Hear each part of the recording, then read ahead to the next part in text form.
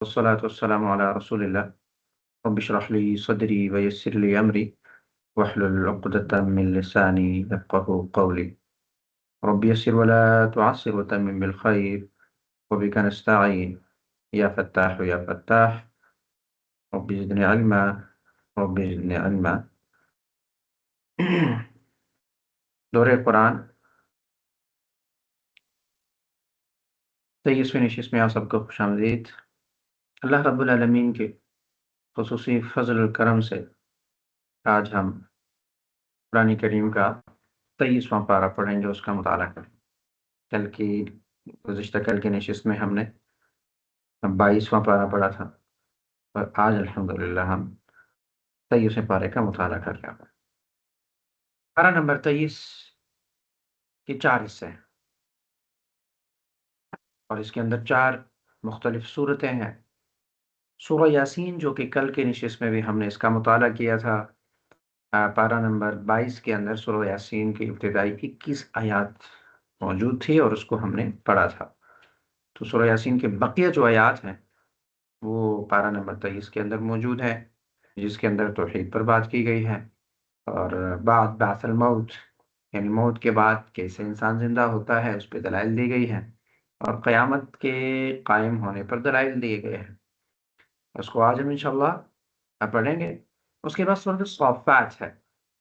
صافات صف بندی سے، یعنی فرشتے جو ہیں وہ اللہ رب العالمین کی عبادت کے لیے صف بندی کے ساتھ کھڑے ہوتے ہیں، صف بندے ہوئے موجود ہیں، یعنی any وقت وہ ریڈی ہیں، جو ان کو حکم ملے گا وہ اس کی پاسداری کریں گے، تو وہ صف بستہ کھڑے ہیں۔ فرشتوں کی صف بستی کا تذکرہ اور ساتھ میں پھر مختلف انبیاء کا تذکرہ ہے، اور اس سے یہی سمجھانا ہے کہ دیکھیں ان انبیاء کے اقوام نے انبیاء کی بات نہیں مانی تو اللہ نے ان کو نیست نابود کیا، عذاب دیا۔ پیغام یہی ہوگا کہ میں اور آپ اپنے نبی کی بات کو مانیں، سمجھے، ایمان لائیں۔ اگلی صورت ہے سورہ صاد۔ سورہ صاد کے اندر بھی مختلف انبیاء کا تذکرہ ہے، اور اس کے اندر بھی توحید کا تذکرہ اور قیامت کا تذکرہ ہے، اور اس کے لیے پھر دلائل کی بنیاد پر کچھ انبیاء کا تذکرہ ہے، سلیمان علیہ السلام کا، ایوب علیہ السلام کا، اور ساتھ میں ایوب علیہ السلام کا تذکرہ ہے کہ دیکھیں یہ صبر سے کام لیا انہوں نے اور شکر سے کام لیا۔ تو اللہ رب العالمین کی طرف رجوع کریں۔ جو لوگ صبر کرتے ہیں، استقامت سے کام لیتے ہیں، اللہ کے احکامات کو خود پر نافذ کرتے ہیں، اللہ رب العالمین کی طرف رجوع کرتے ہیں، تو اللہ ان کو کامیاب کرتا ہے۔ تو وہی اس صورت کے اندر بھی توحید اور قیامت اور رسالت سمجھانے کے لیے مثالیں دی گئی ہیں۔ آخری سورہ ہے سورہ الزمر۔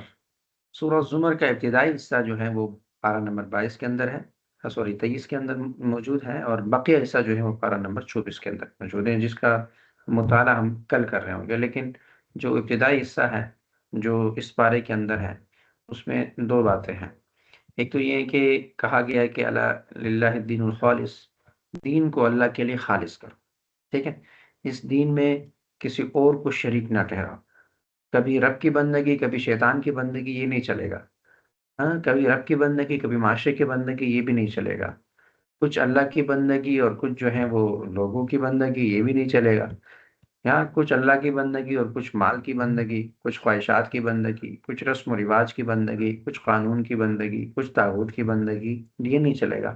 الا للہ الدین الخالص، دین کو خالص کرنا پڑے گا، خالصتاً اللہ کی عبادت کرنی پڑے گی، اور اللہ رب العالمین کو حاکم بھی ماننا پڑے گا، اللہ رب العالمین کو رازق بھی ماننا پڑے گا، اور اللہ رب العالمین کو مشکل کشا بھی ماننا پڑے گا۔ تو جب آپ اس کو سب مانیں گے تو پھر اینی ٹائم آپ اللہ رب العالمین کی طرف متوجہ ہوں گے۔ تو دین کو ہر طرف سے خالص کرنا ہے، خواہ عبادات ہو، معاملات ہو، ریاست ہو، سیاست ہو، تجارت ہو، معاشرت ہو، ہر جگہ دین نظر آنا چاہیے۔ تو سورۃ زمر کے اندر دراصل یہ بات کی جا رہی ہے کہ دین کو خالص کیا جائے۔ اور اسی طرح تخلیق انسانی کی بات ہے کہ انسان کو اللہ رب العالمین جب پیدا کرتا ہے تو اس انسان کو ماں کے پیٹ کے اندر کتنے اندھیروں سے گزرنا پڑتا ہے، تو اس کا بھی ذرا تذکرہ ہے، اور آخر میں پھر ایک اچھی مثال دی گئی ہے، اور اسی سے یہ صورت کا جو حصہ ہے وہ اس بارے کے اندر ختم ہو جاتا ہے۔ وہ مثال یہ ہے کہ جو کافر ہے یہ ان کے کئی آقا ہوتے ہیں، ہاں، یہ کئی لوگوں کے غلام ہوتے ہیں، اور یہ جو مسلمان ہے نا، یہ ایک رب کا غلام ہوتا ہے. تو یعنی مسلمان کا ایک آقا ہے اور کفار کے کئی آقا ہے. تو کون بہتر ہے اس میں سے؟ وہ بہتر ہے جس کے کئی آقا ہے، یا وہ بہتر ہے جس کا ایک آقا ہے؟ تو اس مثال کے ذریعے سے توحید سمجھا دی گئی ہے کہ مشرکین تو کئی لوگوں کی باتیں مانتے ہیں اور ان کے ماتحت ہوتے ہیں. تو لہٰذا یہ جو پارہ ہے یہ عقیدہ آخرت سے شروع ہو کر اخلاص الدین پر جو ہے اس کا اس پارے کا آغاز کرتے ہیں. سورہ یاسین کا ابتدائی حصہ ہم نے پارہ نمبر 22 کے اندر پڑھا تھا کہ اس پارے کے اندر جو ہے وہ سب سے پہلے تو قرآن حکیم کی تعریف کی گئی ہے، رسول اللہ صلی اللہ علیہ وسلم کی رسالت کا تذکرہ کیا گیا، اور پھر آگے جا کے ایک بستی کا واقعہ تھا. اس واقعے کے بارے میں ہم نے کل پڑھا تھا کہ اس میں دو انبیاء، دو رسول آئے تھے، پھر تیسرا بھی آیا، اور ان تینوں نے ایک ہی دعوت دی کہ اللہ کی بات مانو، اللہ پر ایمان لاؤ، توحید کو مانو. تو قوم نے کہا کہ انکار کیا، اور قوم نے کہا کہ آپ لوگوں کی وجہ سے ہمارے اوپر نہ عذاب آتے ہیں اور مشکلات اور مصائب آتے ہیں اور آپ منحوس ہیں. تو ان رسولوں نے کہا کہ ہم منحوس نہیں ہیں، بلکہ آپ کے یہ اعمال جو ہیں اس کی وجہ سے آپ پر عذاب آتے ہیں، مشکلات اور مصائب آتے ہیں، لہذا آپ اللہ کی بات مانو. تو انہوں نے انکار کیا. تو اسی دوران جو ہے وجہ من اقصى المدینہ رجل یسعى، جو ایک بندہ تھا جو کہ گاؤں سے باہر تھا کسی مرض کی وجہ سے، اس کو جب پتہ چلا تو وہ جاء من اقصى المدینہ رجل یسعى، تو وہ بھاگتا ہوا دوڑتا ہوا آیا اور اس نے کہا قال یا قوم اتبعوا المرسلین نتبع من لا يسألكم اجرا وهم مهتدون. اے میرے قوم، اس نبی کی بات مانو، اس کی تابعداری کرو. یہ تو دیکھیں آپ سے کچھ مانگتے بھی نہیں ہیں، یہ تو اللہ کی بات کر رہے ہیں، توحید کی بات کر رہے ہیں. تو انہوں نے یہ بات نہیں مانی.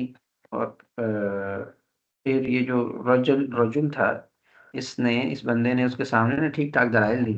وما لی الا اعبد الذی فطرنی والیہ ترجعون، جس سے آج کا پارہ شروع ہوتا ہے. میں کیوں اس رب کی عبادت نہ کروں کہ جس کی طرف مجھے واپس پلٹنا ہے؟ ہاں؟ جس رب کی طرف مجھے پلٹنا ہے تو میں اس رب کی عبادت کیوں نہ کروں؟ اتخذ من دونہ آلہۃ، یہ پوری تفصیل کے ساتھ یہ ذکر ہے کہ میں کیوں نہ کروں، اور آپ سب کو یہ ماننا چاہیے. تو ان سب نے کیا کیا؟ قوم نے جو ہے اس بندے کو مار دیا، اس کو شہید کر دیا. ہاں؟ جب اس کو شہید کیا تو اس کو اللہ رب العالمین نے پھر جنت میں داخل کیا، اور جنت میں داخل ہونے کے بعد اس کو ایک ہی حسرت تھی کہ کاش میرے قوم کو پتہ چلتا کہ آج میں کہاں پہ کھڑوں. آج میں جنت میں ہوں، باغات میں ہوں، ہمیشہ کی زندگی ہے، پرسکون زندگی ہے، اور انعامات ہیں، فیسلٹیز ہیں، سہولیات ہیں جو مجھے میسر ہیں. تو کاش میرے قوم یہ دیکھ پاتی. اس وقت بھی وہ یہی تمنا کر رہے تھے. تو اس واقعے سے یہی ثابت کرنا تھا کہ اللہ رب العالمین جو ہے وہ لوگوں کو دکھائیں کہ موت بعد الموت، یعنی زندگی جو ہے، حیات بعد الموت، جو زندگی ہے وہ موجود ہے. لوگ جب مر جاتے ہیں پھر اللہ ان کو دوبارہ زندہ کرتا ہے، پھر آخرت ہے، پھر جنت ہے، جہنم ہے. تو مجھے اور آپ کو اس واقعے سے نا دو تین چیزیں سمجھنی چاہیے. پہلی چیز تو یہ ہے کہ جب نیک لوگ آپ کو دعوت دیتے ہیں تو پھر نیک لوگوں کو سپورٹ کرنا چاہیے. اب دیکھیں جس طرح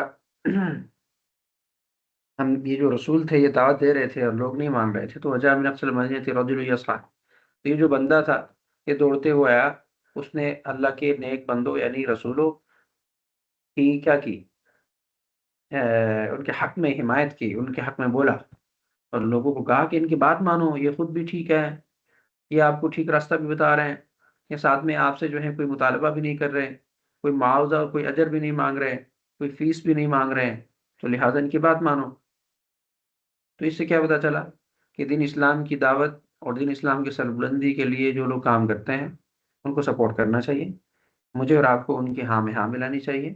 وہ ٹھیک بات کرتے ہیں تو آپ ان کی حمایت کریں کہ جی ہاں یہ بات ان کی ٹھیک ہے، یہ اللہ کی بات کرتے ہیں، دین کی بات کرتے ہیں، اللہ کلمت اللہ کی بات کرتے ہیں، تو پھر میری اور آپ کی رسپانسبلٹی یہ ہے کہ ہم ان کے ساتھ کھڑے ہو جائیں. یہ بنیادی پیغام یہاں سے مل رہا ہے، اس کو سمجھنا ہے. دوسرا یہ ہے کہ آخرت کی زندگی ہوگی، انسان جب فوت ہوگا تو اللہ اس کو زندہ کرے گا، اور یہ زندہ واقعہ ہے جو قرآن کریم نے ذکر کیا ہے. تو اس سے ہمیں نصیحت حاصل کرنی ہے. پھر اس بارے کے آغاز میں آگے جا کے اللہ رب العالمین جو ہے وہ توحید کے دلائل دے رہا ہے. اور اس میں سے بنیادی پوائنٹ یہ بھی ہے کہ دیکھیں زندگی جو ہے وہ مجھے اور آپ کو لگتا ہے کہ موت کے بعد ختم ہو جاتی ہے، تو اللہ کہتا ہے نہیں، موت کے بعد دوبارہ انسان زندہ ہوتا ہے، اور اس کے لیے کئی دلائل ہیں. اس کے لیے مردہ زمین کے دلائل ہیں، رات دن کے دلائل ہیں، یہ مختلف دلائل اللہ رب العالمین یہاں دے رہا ہے، اور وہ اس بات کو سمجھانے کے لیے کہ اللہ رب العالمین نے ہم سب کے لیے اتنا کام کیا ہے تو وہی بھی کر سکتا ہے کہ آپ کو دوبارہ زندہ کرے۔ تو آیت نمبر 33 میں ہے وَآيَةٌ لَهُمُ الْأَرْضُ الْمَيْتَةُ أَحْيَيْنَاهَا وَأَخْرَجْنَا مِنْهَا حَبًّا فَمِنْهُ يَأْكُلُونَ۔ یعنی اس آیت کا خلاصہ ہے نا کہ جو لوگ دوبارہ زندہ کیے جانے کا انکار کرتے ہیں تو ان کے لیے کیا ہے؟ ہاں، یعنی ان کے لیے مرنے کے بعد دوبارہ زندہ کیے جانے پر یہ دلالت کرنے والی عظیم اور واضح نشانی یہ مردہ زمین ہے۔ وآیت اللہم اللیل وآیت اللہم الارض المیتہ، یعنی ان کے لیے ایک نشانی مردہ زمین ہے، ہم ان کو زندہ کرتے ہیں۔ تو یہ سب سے بڑی دلیل تو مردہ زمین ہے نا، جو خشک اور بنجر زمین ہے، اور یہ نشانی اس طرح ہے کہ اللہ سبحانہ و تعالی بارش برسا کر اسے زندہ کرتا ہے، یعنی اس میں نشو و نما کی قوت پیدا کرتا ہے، اور پھر زمین میں اناج نکالتا ہے، جسے اللہ رب العالمین نے لوگوں کے لیے اور ان کے مویشیوں کے لیے جو ہے وہ رزق بنایا ہے۔ اور اس طرح اللہ سبحانہ و تعالیٰ مردہ زمین کو زندہ کرتا ہے، اسی طرح مردوں کو بھی زندہ فرما دے گا۔ اور یہ بڑی دلیل ہے کہ انسان کیسے زندہ ہوگا، جس طرح آپ کی بنجر زمین اور خشک زمین اور مردہ زمین زندہ ہوتی ہے، وہ پھر رزق دیتی ہے، پھل دیتی ہے، ناج دیتی ہے، اسی طرح دوبارہ انسان کو بھی اللہ رب العالمین زندہ کر دے گا، جو ہڈیاں ہوں گی بوسیدہ ہوں گی اسی کو اللہ دوبارہ تخلیق کر لے گا۔ اللہ کے لیے کیا مسئلہ ہے؟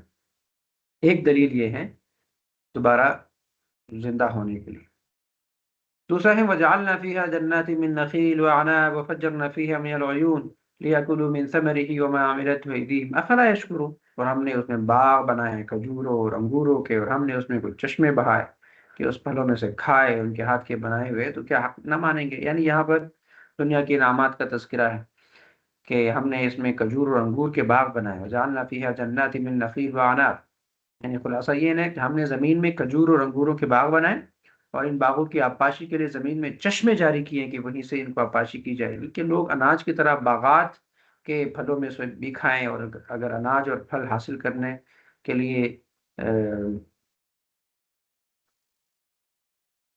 لوگ جو بیج ہے نا وہ بوئے اور آبپاشی انہوں نے کر لی، تو بیج ہیں اس کے شاخ جو ہیں وہ کہہ رہے ہیں کہ انہوں نے نہیں نکالی، لوگوں نے یہ شاخ خود نہیں نکالی، اس شاخ کو بالی اور تناور درخت جو ہیں وہ انسانوں نے نہیں بنایا، ٹھیک ہے؟ بالی سے اناج اور درخت سے پھل پیدا کرنے میں انسانوں کا کوئی عمل دخل نہیں ہے، بلکہ یہ تو اللہ رب العالمین نے بنائے ہیں، کیونکہ اس پر اللہ رب العالمین کے سوا کوئی قدرت نہیں رکھتا۔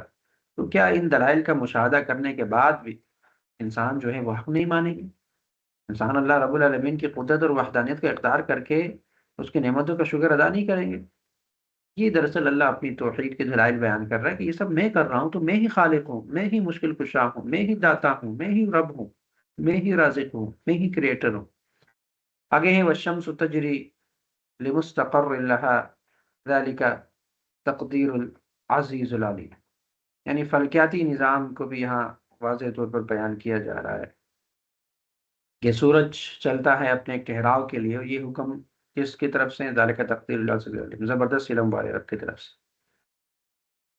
یعنی والشمس تجری لمستقر لها، سورج اپنے ٹھہرنے کے وقت تک چلتا رہتا ہے، یعنی اللہ رب العالمین کی قدرت کا انکار کرنے والوں کے لیے اس کی عظیم قدرت اور انتہا کو پہنچی ہوئی حکمت پر دلالت کرنے والی ایک نشانی وہ سورج ہے۔ اور یہ نشانی اس طرح ہے کہ سورج اپنے ٹھہرنے کے وقت تک چلتا رہتا ہے، اس کا ایک معنی یہ ہے نا کہ جس وقت تک سورج کے چلنے کی انتہا مقرر فرمائی گئی ہے اس وقت تک وہ چلتا رہتا ہے، اور وہ انتہائی وقت وہ قیامت کا دن۔ دوسرا معنی یہ بھی ہے کہ سورج اپنی منزلوں میں چلتا ہے، اور جب سب سے دور والے مغرب میں پہنچتا ہے تو پھر لوٹ پڑتا ہے، کیونکہ یہی اس کا مستقر ہے۔ اور سورج کا اس طرح چلتے رہنا اس اللہ سبحانہ و تعالیٰ کے حکم سے ہیں، جو اپنی سلطنت میں زبردست اور اپنی تمام مخلوقات کا علم رکھنے والا ہے، اور اس کی قدرت بھی کامل ہے۔ تو جس کی یہ شان ہے وہی واحد معبود ہے، وہ مردوں کو دوبارہ زندہ کرنے پر قدرت رکھتا ہے، یعنی جس کی قدرت کے نتیجے میں سورج سفر کر رہا ہے، سورج اس کے تابع ہے، تو وہی رب جو ہے وہ دوبارہ مردوں کو زندہ کرنے کی قدرت رکھتا ہے۔ والقمر قدرناه منازل حتى عاد كالعرجون القديم، اور چاند کے لیے ہم نے منزلیں مقرر کی ہیں، یعنی چاند کی 28 منزلیں ہیں، ہر رات ایک منزل میں چاند ہوتا ہے، اور پوری منزل جو ہے وہ طے کر لیتا ہے، نہ کم چلتا ہے نہ زیادہ چلتا ہے، اپنے طلوع ہونے کی تاریخ سے لے کر جو ہے وہ 28ویں تاریخ تک تمام منزلیں جو ہیں وہ طے کرتا ہے۔ اگر مہینہ 30 کا ہو تو 2 راتیں، اور 29 کا ہو تو ایک رات وہ چپتا ہے، اور جب اپنی آخری منزل میں پہنچتا ہے تو کھجور کی پرانی شاخ جیسا ہو جاتا ہے، جو سوکھ کر پتلی کمان کی طرح خمدار اور زرد ہو گئی، اسی طرح چھوٹی سی ہمیں نظر آتی ہے۔ تو یہ اللہ رب العالمین کے حکم سے یہ ہو رہا ہے۔ اور آگے ہے لَلشَّمْسُ يَنبَغِي لَهَا أَن تُدْرِكَ الْقَمَرَ وَلَا اللَّيْلُ سَابِقُ النَّهَارِ وَكُلٌّ فِي فَلَكٍ يَسْبَحُونَ۔ سورج کو یہ اختیار نہیں ہے کہ وہ جا کے چاند کو پکڑے، یعنی اس آیت میں اس بات کی طرف اشارہ کیا گیا ہے کہ اللہ سبحانہ و تعالیٰ نے سورج، چاند اور رات کو حکمت کے تقاضوں کے مطابق پیدا فرمایا ہے۔ چنانچہ اس آیت کا خلاصہ یہ ہے نا کہ سورج ایسا نہیں کر سکتا کہ وہ رات میں چاند کو پکڑ سکے یا چاند کے ساتھ ٹکرائے، کیونکہ چاند کی شوکت کے ظہور کا وقت ہے، یعنی رات کو چاند نظر آتا ہے نا، تو سورج اس کے ساتھ ٹکرا نہیں سکتا۔ اور یہ نہیں ہو سکتا کہ سورج جو ہے وہ چاند کے ساتھ جمع ہو کر اس کے نور کو جو ہے مغلوب کر دے، کیونکہ سورج اور چاند میں سے ہر ایک کی شوکت کے ظہور کے لیے ایک وقت مقرر ہے، یعنی سورج کے لیے دن اور چاند کے لیے رات۔ اور دوسری بات یہ کی جا رہی ہے کہ رات دن پر سبقت نہیں لے جا سکتی، رات دن پر سبقت نہیں لی جا سکتی، کیونکہ دن کا وقت پورا ہونے سے پہلے رات نہیں آ سکتی۔ اور ان دونوں کو بھی، رات اور دن کو، معین حساب، اللہ نے اس کا معین حساب بنایا، یہ معین حساب کے ساتھ آتے جاتے ہیں، یعنی کوئی ان میں سے اپنے وقت سے پہلے نہیں آتا، اور سورج اور چاند میں سے کوئی دوسرے کی شوکت کی حدود میں داخل نہیں ہوتا۔ تو نہ سورج رات میں چمکتا ہے اور نہ چاند دن میں، اور ان میں سے ہر ایک کے اپنے دائرے ہیں، وہ اپنے دائرے میں چل رہے ہیں۔ تو یہ اصل میں اس پورے کائنات کا ایک کریٹر ہے، اس کریٹر نے ان تمام چیزوں کو اپنے اصول اور ڈسپلن سمجھائے ہیں، ان کے لیے قوانین بنائے ہیں، اور اس قوانین کے مطابق وہ عمل پیرا ہے اور چل رہے ہیں۔ سورج بھی گردش کر رہا ہے، زمین بھی گردش کر رہی ہے، چاند بھی گردش کر رہی ہے، ہر ایک کی گردش کا انداز، معیار، رفتار مختلف ہے، اور مجال ہے کہ کوئی ایک آ کے دوسرے کے ساتھ ٹکرا جائے، کوئی ایک جو ہے وہ دوسرے کے کام میں خلل ڈالے۔ مجال ہے کہ سورج یا چاند جو ہے وہ 1 منٹ لیٹ طلوع ہو یا 1 منٹ لیٹ غروب ہو، کوئی مجال نہیں۔ جس طرح اللہ نے بتایا اسی طرح وہ کر رہے ہیں، کیونکہ کائنات کی ہر چیز یہ مسلم ہے۔ مسلم کا مطلب تابعدار ہے، تو کائنات کی ہر چیز اللہ کی تابعدار ہے، اللہ کے سامنے سر تسلیم خم کر چکی۔ تو کائنات کی ابتدا سے لے کر اب تک سورج اور چاند کے نظام کا اس مربوط اور منظم انداز میں چلنا، اور اس میں کسی طرح کا کوئی اختلاف واقع نہ ہونا، اس بات کی بڑی واضح دلیل ہے نا کہ اسے چلانے والا موجود ہے، اور وہ واحد ہے، کامل قدرت والا ہے اور بے انتہا علم والا ہے۔ تو اسی لیے یہ تمام دلائل دے کر اللہ رب العالمین مجھے اور آپ کو یہ بات بتانا چاہ رہا ہے کہ اللہ رب العالمین بہت زیادہ عظیم ذات ہے، اس کی بہت بڑی قدرت ہے، اور یہ جو چیزیں آپ کے سامنے ہیں، زمین ہے، رات دن کا آنا ہے، اور اسی طرح جو سورج چاند کا نکلنا ہے، اور پھر کل فی فلک یسبحون، یعنی یہ تمام سیارے جو اس آسمان کے اندر موجود ہیں، وہ سب جو ہیں اللہ رب العالمین کی تسبیح بیان کر رہے ہیں، اور کل فی فلک یسبحون، اور سب جو ہیں وہ گھوم رہے ہیں مدار میں، وہ جو ہیں سفر میں ہیں۔ تو یہ ساری وہ چیزیں اس بات پہ دلیل ہے کہ کوئی کریٹر ہے اور وہ میں ہوں، تو اور یہ ساری چیزیں جو ہے میری تابعدار ہیں، مسلم ہیں، میرے سامنے سر تسلیم خم کر چکے ہیں، میرے حکم کے بغیر کوئی کام نہیں کرتے، اور میرے حکم سے بغاوت اور سرکشی بھی نہیں کرتے۔ تو پیغام انسانوں کو یہ ہے کہ ان چیزوں کو دیکھے، اور ان کو دیکھے آپ بھی میرے سامنے سرنڈر کریں، سر تسلیم خم کریں اور مسلم بنیں۔ یعنی یہاں پر ایک بنیادی پیغام سمجھے، وہ یہ ہے کہ مسلمان کسے کہتے ہیں؟ ہاں، ہم اپنے آپ کو مسلمان کہتے ہیں، اصل میں مسلمان کسے کہتے ہیں؟ اس پوائنٹ کو آج سمجھتے ہیں۔ دیکھیں، اگر ہم اس پوری کائنات پر غور کریں نا، تو یہ پوری کائنات کا ہر ذرہ وہ حقیقت میں مسلم ہے۔ مسلم کا مطلب ہے فرمان بردار، تابع دار، سرنڈر کرنا، سلی تسلیم خم کرنا، تابع داری کرنا، اطاعت گزار ہونا، کوئی بھی معنی آپ لے لیں، اس کو مسلم کہتے ہیں۔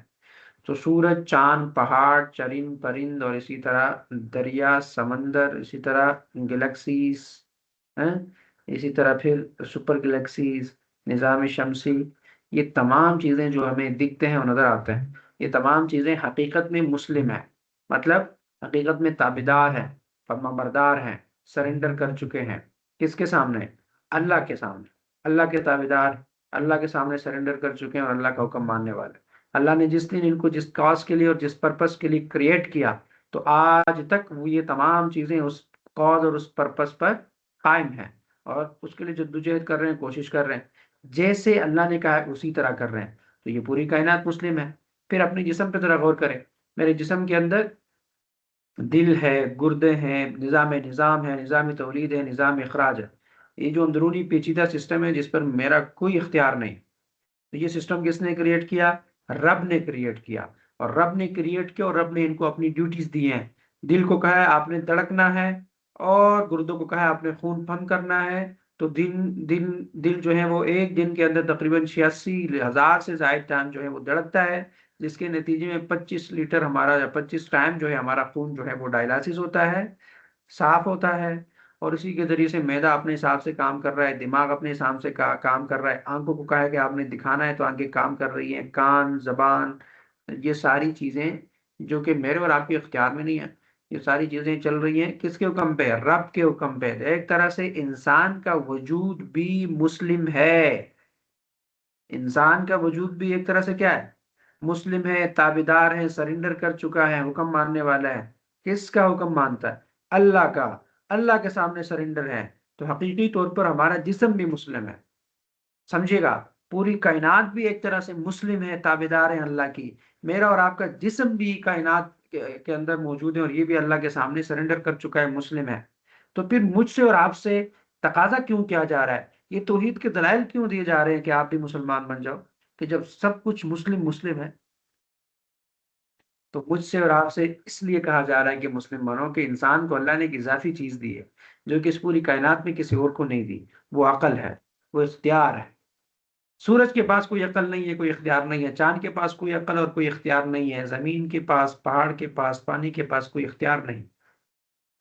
انسان کو اللہ نے اختیار دیا ہے، باقی سارا جسم انسان کا اللہ کے کنٹرول میں ہے، اللہ کے حکم پر چل رہا ہے، مسلم ہے۔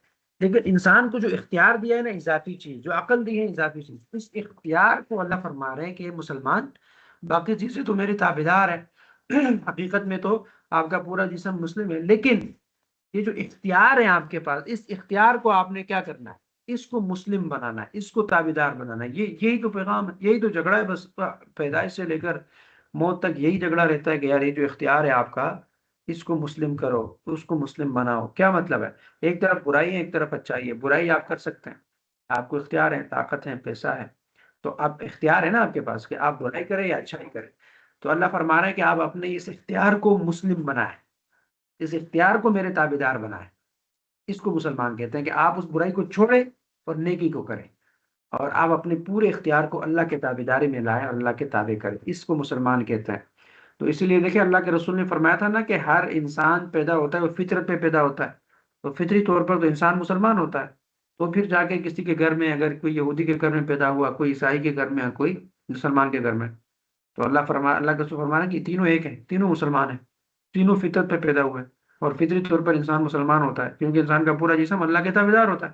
تو اگر یہودی کے گھر پیدا ہوا تو یہودی ماں باپ اس کو یہودی بنا لیتے ہیں، عیسائی کے گھر پیدا ہوا تو یہودی عیسائی ماں باپ اس کو عیسائی بناتے ہیں، مسلمان کے گھر پیدا ہوا تو مسلمان ماں باپ اس کو مسلمان بناتے ہیں۔ تو یہ روایتی اسلام ہے، یہ خاندانی اسلام ہے، یہ رسمی اسلام ہے، یہ شعوری اسلام نہیں ہے، یہ حقیقی اسلام نہیں ہے کہ میرے ماں باپ مسلمان تھے تو میں مسلمان ہوں۔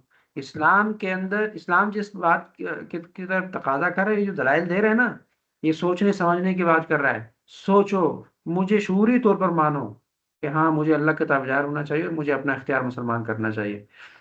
بغیر شعوری مسلمان تو مسلمان نہیں ہے، لیکن پیدائشی تو وہ یہودی بھی مسلمان ہے، پیدائشی تو عیسائی بھی مسلمان ہے، ہاں؟ اور آپ مسلمان کے گھر پیدا ہوئے، وہ عیسائی کے گھر پیدا ہوئے، کیا فرق ہے آپ دونوں میں؟ کوئی فرق نہیں ہے۔ وہ اپنے ماں باپ کی وجہ سے عیسائی ہیں، آپ اپنے ماں باپ کی وجہ سے مسلمان ہیں۔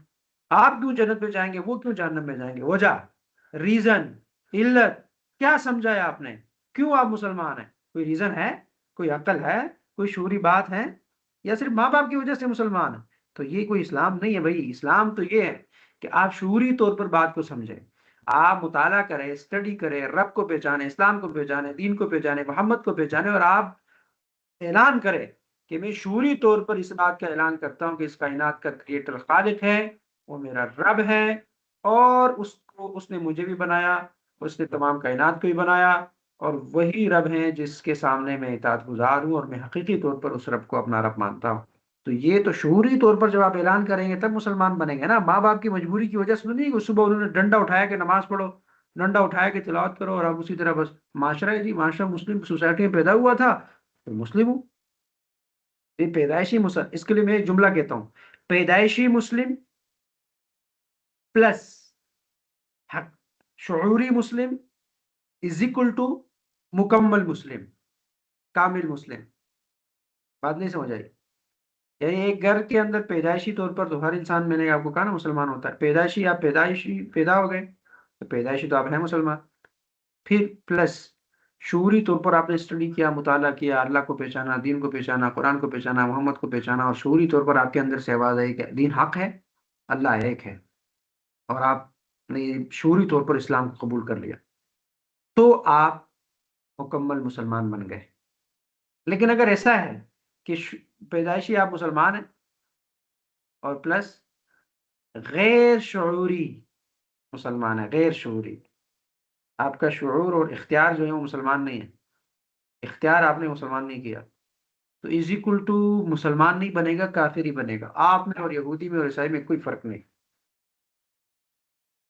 یہ میں بہت گہری بات کر رہا ہوں، اور میرے سامنے کوئی بورڈ ہوتا تاکہ میں آپ کو زیادہ اچھے طریقے سے سمجھا لیتا، لیکن اس مسئلے کو سمجھنا ضروری ہے. دلائل اللہ رب العالمین شعور کے لیے دے رہا ہے. یہ اگر ماں باپ کے گھر کے اندر پیدا ہو کے انسان مسلمان ہوتا نا، تو یہ اتنے بڑے دلائل نہیں دیتا. اللہ قدرت کے دلائل دے رہا ہے. یہ آج کی 4 صورتوں کے اندر ہر جگہ آپ کو یہ دلائل دیکھیں گے. اللہ کہہ رہے ہیں زمین کو دیکھو، آسمان کو دیکھو، رات کو دیکھو، دن کو دیکھو، سورج کو دیکھو، چاند کو دیکھو. کیوں؟ شعوری طور پر آپ کا دماغ استعمال کر رہے ہیں کہ دیکھو ہوں، میں ہوں. آپ کہتے ہیں نہیں نہیں، میں تو، میرا باپ مسلمان ہے تو بس میں مسلمان ہوں. تو یہ شعوری اسلام نہیں ہے، یہ تو کسی مجبوری کے تحت آپ نے ایکسپٹ کیا ہے. آپ کے اپنے پاس نالج کیا ہے اللہ کے بارے میں؟ کتنا جانتے ہیں؟ کیوں اللہ کو مان رہے ہیں آپ؟ ریزن بتائیں. کس وجہ سے اللہ کو ایک مان رہے ہیں؟ کس وجہ سے اللہ کی حاکمیت اپنے اوپر مان رہے ہیں؟ شعور ہے کوئی؟ تو شعوری طور پر اللہ کی حقیقت کو، معرفت الہی کو سمجھنا. شعوری مسلمان بننا ہے ہم نے.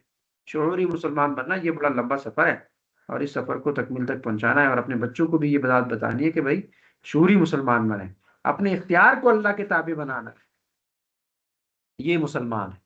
تو یہ توحید کے سارے دلائل کے بعد اللہ رب العالمین نے کہا میرے پاس آؤ گے نا، قیامت کا پس منظر ہے کہ قیامت قائم ہوگی. یہ سارے دلائل اس لیے ہیں کہ آپ اللہ کو مانیں، اور جب آپ اللہ کو مانتے ہیں تو ظاہر ہے پھر انسان اصل میں قیامت کو ہی مان رہا ہوتا ہے. اللہ رب العالمین قیامت لائے گا، تو اس لیے قیامت کا ایک تصور یہاں دیا گیا کہ وَنُفِخَ فِي الصُّورِ فَإِذَا هُم مِّنَ الْأَجْدَاثِ إِلَىٰ رَبِّهِمْ يَنسِلُونَ قَالُوا يَا وَيْلَنَا مَن بَعَثَنَا مِن مَّرْقَدِنَا هَٰذَا مَا وَعَدَ الرَّحْمَٰنُ وَصَدَقَ الْمُرْسَلُونَ. اور جب سور پھونکا جائے، یا سور جو ہے پھونکا جائے گا، تو کیا ہوگا پھر؟ قبروں سے ہیں سارے لوگ اٹھیں گے اور دوڑتے چلے جائیں گے اور کہیں گے قالوا یا ویلنا من بعثنا من مرقدنا، ہائے میری خرابی، کس نے ہمیں سوتے نیند سے جگا دیا. ہاں؟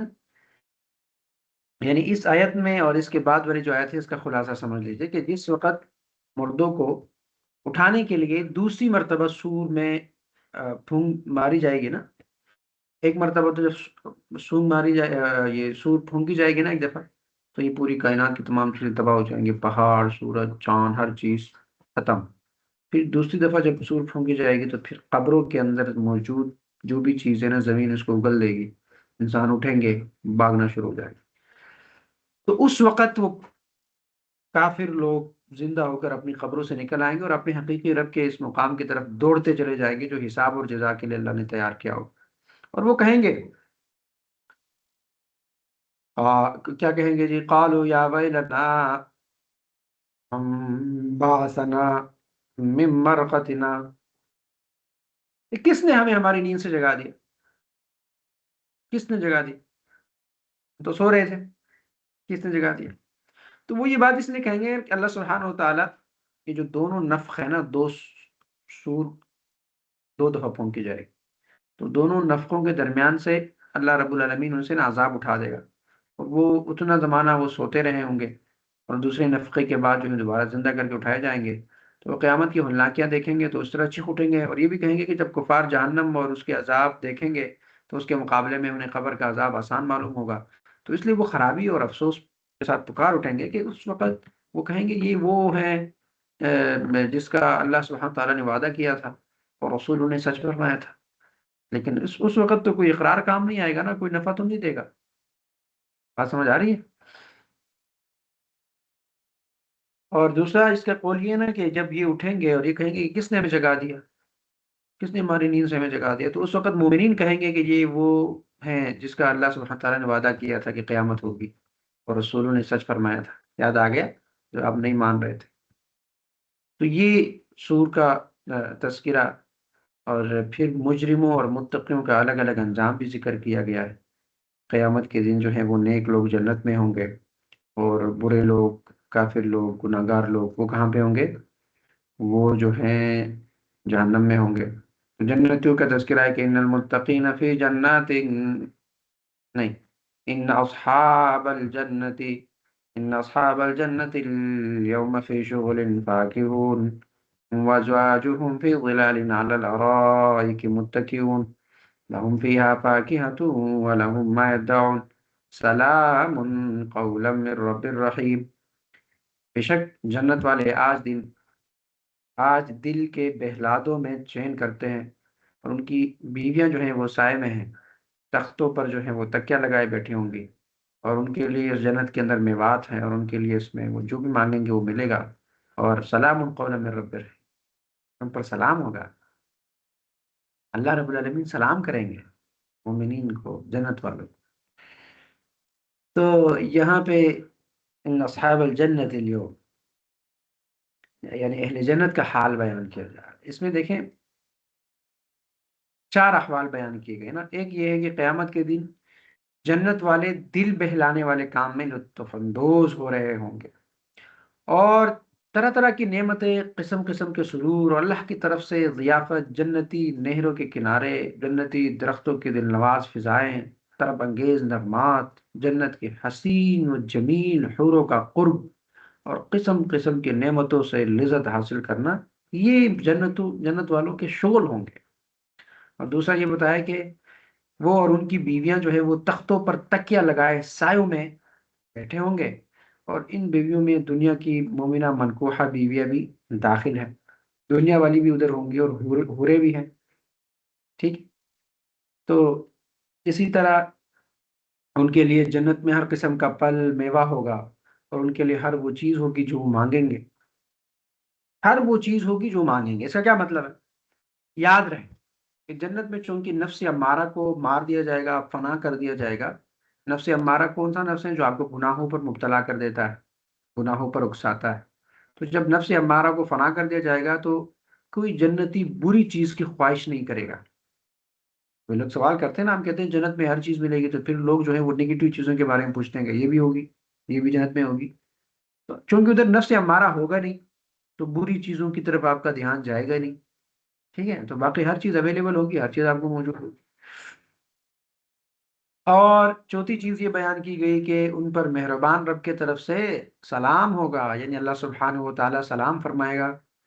وہ سلام خواہ واسطے کے ساتھ ہو یا غیر واسطے کے ساتھ ہو، لیکن بڑی بات تو یہ ہے کہ سلام اللہ کرے گا، تو اس میں جنت والوں کی فضیلت ہے، عظمت ہے، کہ وہ اللہ کے کتنے محبوب ہیں کہ اللہ خود ان پر سلام کریں گے، اور فرشتے ہر دروازے سے آ کر کہیں گے کہ تم پر تمہارے رب والے، تمہارے رحمت والے رب کا سلام۔ تو یہ بہت بڑی بات ہے۔ تو جنتیوں کا تذکرہ، پھر اس کے بعد جو ہے وہ کافروں کا ذکر ہے، وَامْتَازُوا الْيَوْمَ أَيُّهَا الْمُجْرِمُونَ،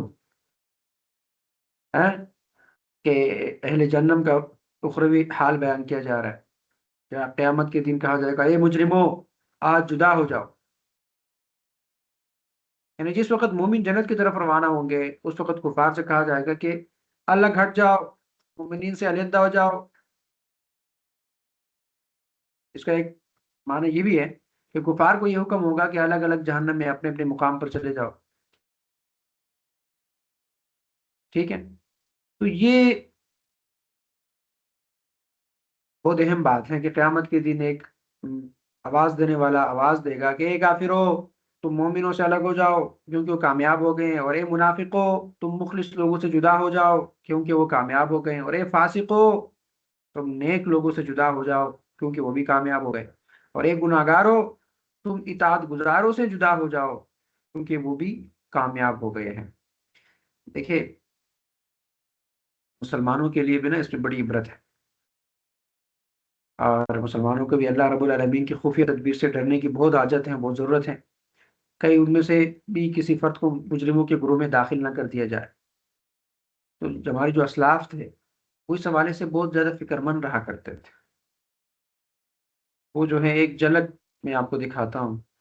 حضرت ابراہیم بن ادہم رحمہ اللہ سے عرض کیا کہ آپ لوگوں کے پاس کیوں نہیں بیٹھتے، کسی نے عرض کیا نا کہ آپ لوگوں کے درمیان کیوں نہیں بیٹھتے اور ان سے باتیں کیوں نہیں کرتے، تو آپ نے فرمایا کہ 4 باتوں نے مجھے مشغول کر دیا ہے، اگر میں ان 4 باتوں سے فارغ ہو گیا تو پھر ضرور میں تمہارے پاس بیٹھوں گا اور تمہارے ساتھ باتیں بھی کروں گا.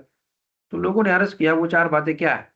تو اس کے جواب میں آپ نے وہ باتیں ارشاد فرمائی، اور ان میں سے ایک بات یہ فرمائی کہ میں نے اللہ سبحانہ و تعالیٰ کے اس فرمان وَامْتَازُوا الْيَوْمَ أَيُّهَا الْمُجْرِمُونَ، میں نے اس پر غور کیا تو مجھے معلوم نہ ہو سکا کہ میں کس گروہ میں جدا کیا جاؤں گا. میں کس گروہ میں جدا کیا جاؤں گا، کافروں میں یا منافقوں میں یا فاسقوں میں یا مومنوں میں. اتنی فکر تھی ہمارے اسلام پر. اللہ تعالیٰ ہمیں اخروی انجام کی فکر کرنے اور اس کی بہتری کے لیے خوب کوشش کرنے کی توفیق عطا فرمائے.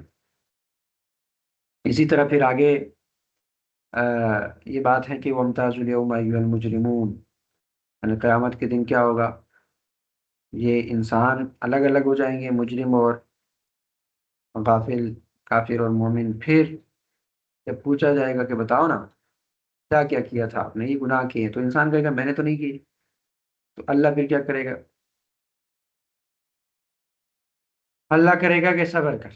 انسان کے زبان کو، انسان کے منہ کو بند کیا جائے گا، اور اس کے بعد ان کے اعضاء جو ہیں وہ گواہی دیں گے، اور میرے اور آپ کے سارے اعضاء بتائیں گے کہ ہم نے کیا کیا تھا.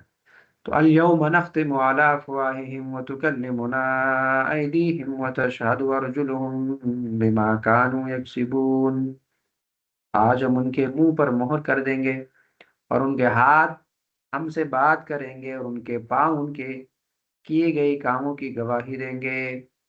یوم نختم علی افواہہم، آج ہم ان کے منہ پر مہر لگا دیں گے. اس آیت کا معنی یہ ہے کہ ابتدا میں کفار اپنے کفر اور رسول صلی اللہ علیہ وسلم کو جھٹلانے کا انکار کریں گے کہ ہم نے تو انبیاء کو جھٹلایا نہیں ہے، ہم نے تو اللہ کے ساتھ شرک بھی نہیں کیا، ہم تو بڑے اچھے مسلمان تھے، بات مان رہے تھے. تو اللہ تعالیٰ ان کے منہ پر مہر لگا دے گا تاکہ وہ بول نہ سکے، اور ان کے دیگر اعضاء بول اٹھیں گے، جو کچھ ان سے صادر ہوا ہے سب بیان کر دیں گے تاکہ انہیں معلوم ہو جائے کہ وہ اعضاء گناہوں پر ان کے مددگار تھے اور ان کے خلاف وہ گواہی دے سکے. تو معلوم ہوا نا کہ بندہ اپنے جسم کے جن اعضاء سے گناہ کرتا ہے وہی اعضاء قیامت کے دن اس کے خلاف گواہی دیں گے اور اس کے تمام اعمال بیان کر دیں گے. اور اس کی ایک حکمت تو یہ ہے نا کہ بندے کی ذات خود اس بات کے خلاف حجت ہو، یعنی آپ کا جسم آپ کے خلاف حجت ہوگا. جیسا کہ ابو ہریرہ رضی اللہ تعالیٰ عنہ سے روایت ہے کہ ایک طویل حدیث کے آخر میں ہے کہ بندہ کہے گا اے میرے رب، میں تجھ پر، تیری کتاب اور تیرے رسولوں پر ایمان لایا، اور میں نے نماز پڑھی، روزہ رکھا، صدقہ دیا. اور بندہ اپنی استطاعت کے مطابق اپنی نیکیاں بیان کرے گا تو اللہ تعالیٰ فرمائے گا ابھی پتہ چل جائے گا.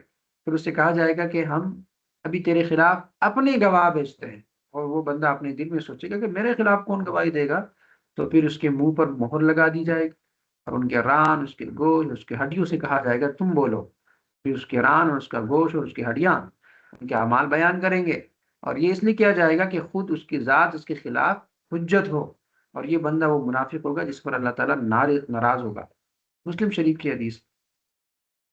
تو یاد رہیں کہ یہ جو قیامت کے دن ہمارے جتنے بھی اعضاء ہیں، ہاتھ سے آج ہم جو کام کر رہے ہیں تو یہ گواہ ہے کہ اللہ کو کہیں گے کہ مجھ سے یہ برا کام کیا گیا تھا، اس بندے نے مجھے غلط جگہ استعمال کیا.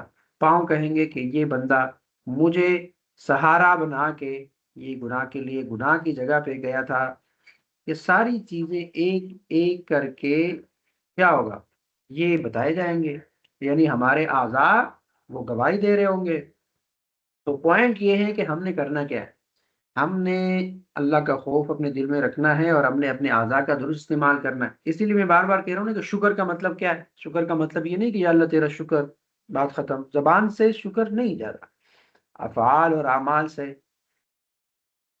آنکھوں کو وہاں استعمال کرو جہاں اللہ کا حکم ہے، یہ شکر ہو گیا. کان کو، زبان کو، ہاتھ کو، پاؤں کو، کیونکہ یہ گواہی دیں گے قیامت کے دن. تو قیامت کے دن چار مختلف قسم کی گواہی ہوگی نا. ایک تو عمل نامہ کی گواہی ہوگی جس کے اندر ریٹن فارم میں ساری چیزیں موجود ہوں گی.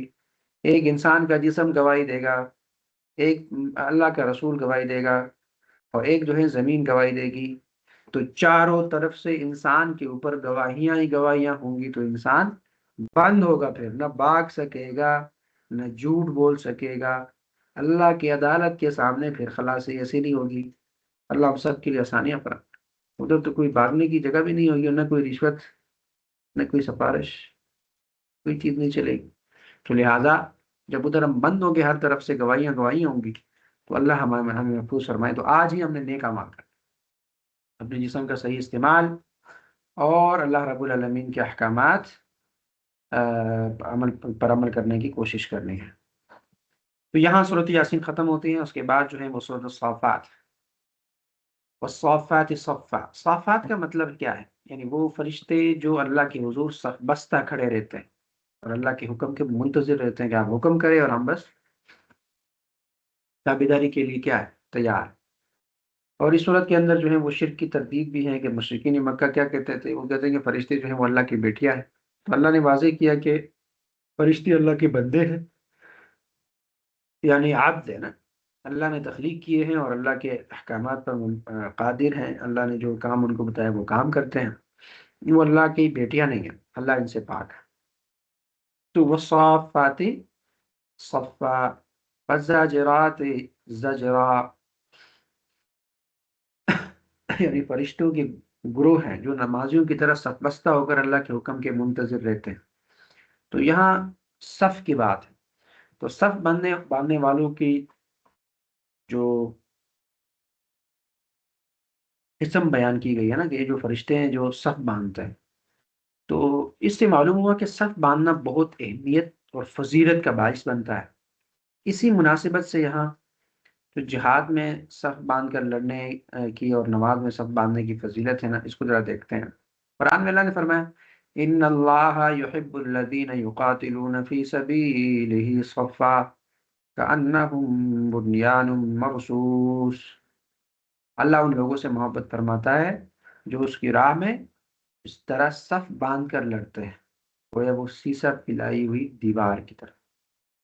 اور نماز میں صف باندھنے کے بارے میں حضرت ابو ہریرہ رضی اللہ تعالیٰ عنہ سے روایت ہے کہ نبی کریم صلی اللہ علیہ وسلم نے ارشاد فرمایا کہ اے لوگو، نماز میں صف کو قائم کرو، کیونکہ صف کو قائم کرنا نماز کے حسن میں سے ہے. اور سووا صفوفکم فإن تسویۃ الصفوف من اقامت الصلاۃ. صفوں کو سیدھا کرو اور صفوں کو باندھو، کیونکہ صفوں کو سیدھا کرنا نماز کے قائم کرنے میں ہے، نماز کا حصہ ہے. اس لیے ہم جب مسجد میں جاتے ہیں تو کوئی آگے کھڑا ہوتا ہے، کوئی پیچھے کھڑا ہوتا ہے، اس صف کے اندر کوئی ترتیب نہیں ہوتی. تو صف بندی کا حکم یہ ہے کہ ایک دوسرے کے قریب قریب کھڑے ہو جاؤ، درمیان میں خلا نہ چھوڑو، اور آپ جو ہے وہ کندھوں کو کندھوں سے ملائے، پاؤں کو پاؤں سے ملائے. یہی تو حکم ہے کہ آپ نے چست کھڑے ہو اور آپ جو ہے وہ ایک دوسرے کے قریب کھڑے ہو تاکہ محبت بھی پیدا ہو جائے، اور آگے پیچھے کھڑے نہ ہو، درمیان میں خلا نہ چھوڑے. تو یہ صف کو قائم کرنا یہ کیا ہے؟ نماز کا حصہ ہے. تو جتنے بھی ہم مسجد میں جاتے ہیں تو اس کا ہم دھیان رکھیں، کوشش رکھیں. اور یہ اچھی وصف ہے، اچھی صفت ہے. اس لیے اللہ نے فرشتوں کی یہ صفت ذکر کی کہ وہ صف باندھ کر کھڑے اور اللہ کے حکم کے منتظر ہیں. اور پھر یہاں پہ شہاب ثاقب کا تذکرہ ہے. یہ جو شیطان ہیں یہ آسمانی خبروں کو چوری چھپے سننے کی کوشش کرتے ہیں. تو اللہ رب العالمین ان کے پیچھے شہاب ثاقب لگاتا ہے، تو یہ وہاں نہیں جا سکتا. تو لا يسمعون الى الملأ الاعلى ويقذفون من كل جانب دحورا ولهم عذاب واصب إلا من خطف الخطفة فأتبعه شهاب ثاقب تو لا يسمعون إلى الملأ الأعلى، وہ شیاطین عالم بالا کی طرف کان نہیں لگا سکتے، یعنی شیاطین آسمان کے قریب جاتے اور بعض وقت فرشتوں کا کلام سن کر اس کے خبر جو ہے وہ کاہنوں کو دیتے، اور اس بنا پر وہ غیب کی باتیں جاننے کا دعویٰ کرتے۔ تو اللہ سبحانہ و تعالیٰ نے شہاب ثاقب کے ذریعے شیطانوں کو آسمان تک پہنچنے سے روک دیا۔ چنانچہ اس آیت اور اس کے بعد والے آیات میں ارشاد فرمایا کہ شیاطین آسمان کے فرشتوں کی باتیں سننے کے لیے عالم بالا کی طرف کان نہیں لگا سکتے، وہ آسمان کے فرشتوں کی گفتگو نہیں سن سکتے، اور جب وہ گفتگو سننے کی نیت سے آسمان کی طرف جائیں گے تو انہیں دور کرنے کے لیے ہر طرف سے انگاروں کے ساتھ مارا جائے گا، اور یہ ان کا دنیا میں عارضی عذاب ہے، جبکہ آخرت میں ان کے لیے ہمیشہ کا عذاب ہے۔ وہ اگر کوئی شیطان ایک آدھ بات جو ہے وہ فرشتوں کی کوئی سن بھی لے اور سن کر بھاگنے لگے تو روشن انگارہ اسے جلانے اور ایذا پہنچانے کے لیے اس کے پیچھے لگ جاتا ہے، اس کو شہاب ثاقب۔ تو یعنی اللہ رب العالمین نے کہا کہ یہ آسمان محفوظ ہے، اس سے کوئی بات لیک نہیں ہوتی۔ تو شہاب ثاقب کی اصل میں حقیقت وہی ہے، ایک تو ہمارا بھی شہاب ثاقب ہے نا، ہم نے بھی بنایا ہوا ہے۔ تو اصل میں قرآن میں جو شہاب ثاقب ہے وہ یہی کہ فرشتوں کو مارنے کے لیے۔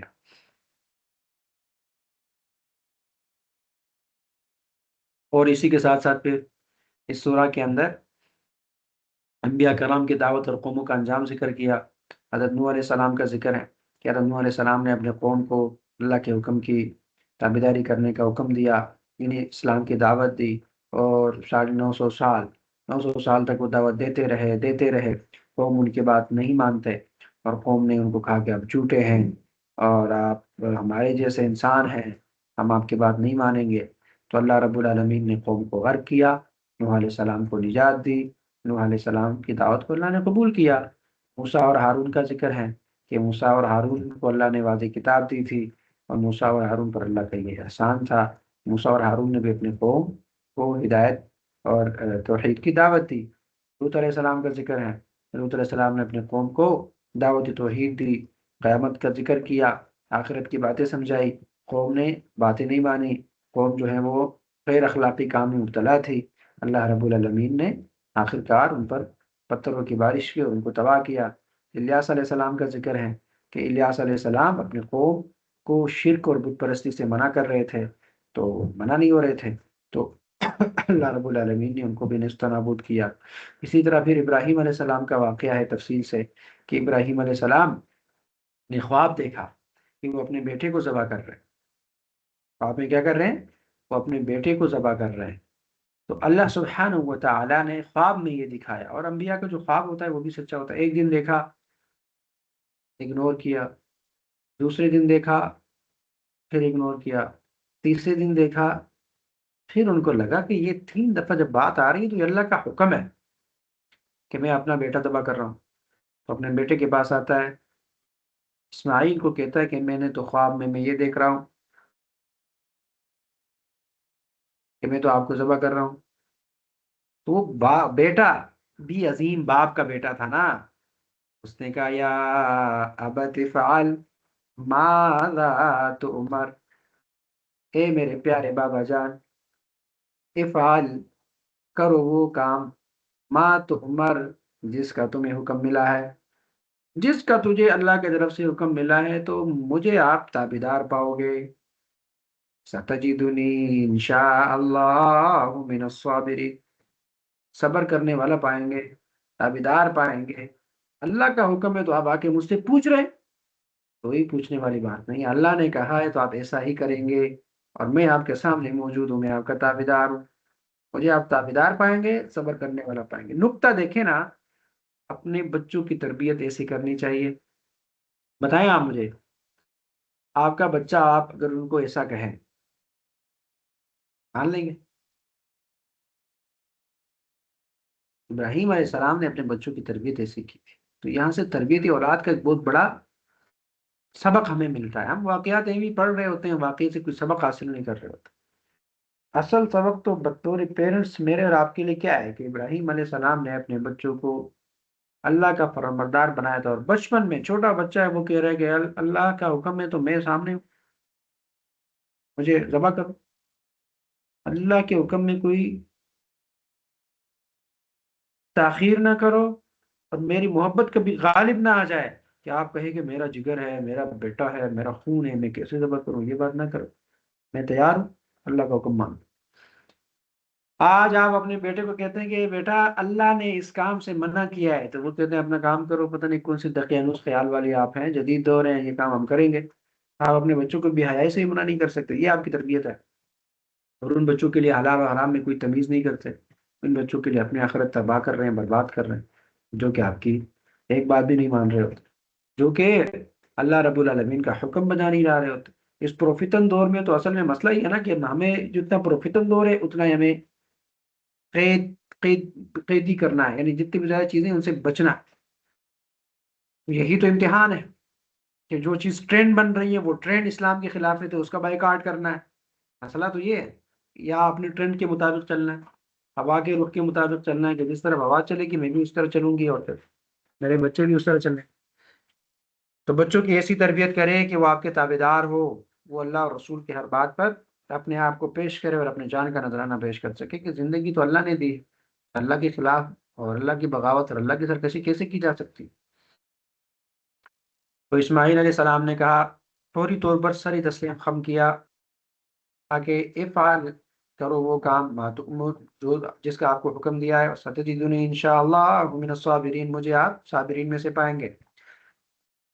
اللہ رب العالمین نے یہی کیا۔ اب پھر بیٹے نے کہا کہ آپ ایسا کرو، وہ آپ کو کہا کہ آپ نا اپنے آنکھوں پر اور میرے آنکھوں پر پٹی باندھ لے، ایسا نہ ہو کہ آپ جب چولی پہنیں گے میرے گردن پہ تو آپ کے دل میں کہیں رحم نہ آ جائے کہ میرا بیٹا ہے، اور اللہ کا حکم کہیں تاخیر کا شکار نہ ہو جائے، تو آپ نا ہم دونوں کی آنکھوں کیا کریں، آنکھوں کو باندھ لیں۔ ایسا ہی کیا، ابراہیم السلام نے اپنی آنکھیں بھی باندھی، بچے کی بھی باندھی، اس کو لٹایا اور چوری چلا رہے ہیں تو چوری چل نہیں رہی۔ اور دیکھیں چوری کا کام ہے کاٹنا، لیکن اللہ نے کہا کہ نہیں چلنا، تو چوری نے کام چھوڑ دیا۔ آگ کا کام ہے جلانا، ابراہیم علیہ السلام کو جب آگ میں ڈالا گیا تو اللہ نے آگ کو کہا کہ نہیں چلنا، نہیں جلانا، قلنا یا نار کونی بردا وسلاما علی ابراہیم۔ اللہ نے کہا ابراہیم علیہ السلام کے لیے آگ کو کہ آپ سلامتی والی بن جائے، تو آگ سلامتی والی بن گئی۔ تو یہاں پہ چوری کو کہا کہ آپ نے کاٹنا نہیں ہے تو کاٹنا چھوڑ دیا۔ پھر ابراہیم علیہ السلام بڑے غصے میں آ گئے اور تیزی کے ساتھ جیسے ہی چوری ماری تو چوری چل پڑی۔ اللہ نے کیا کیا، جنت سے دمبا مینڈا جو ہے وہ بھیجا، اور اس کے ذریعے سے جو ہے وہ ذبح ہو گیا، اور اسماعیل علیہ السلام بچ گئے، وہ ساتھ کھڑے تھے۔ جیسے آنکھیں کھولی دیکھا کہ کیا ہو گیا ہے، ایک طرح تو ابراہیم علیہ السلام بڑے خوش ہو گئے نا کہ میرا بیٹا ذبح ذبح ہو گیا، اور اللہ کا حکم جو ہے وہ کیا ہو گیا، وہ مکمل ہو گیا۔ لیکن جیسے ہی وہ دیکھتا ہے کہ نہیں، بیٹا تو زندہ ہے، تو یہ واقعہ ہمیں کیا یاد دلا رہا ہے؟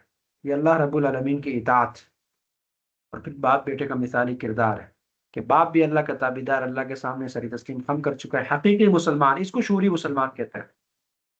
شعوری مسلمان وہ ہوتا ہے، وہ کہتے ہیں میری کوئی اپنی مرضی نہیں ہے، میرا بچہ کوئی میرا بچہ نہیں ہے، میرا مال کوئی میرا نہیں ہے، جائیداد کوئی میرا نہیں ہے، یہ اور مرضی کوئی میری نہیں ہے، کیونکہ سب کچھ اللہ کا ہے۔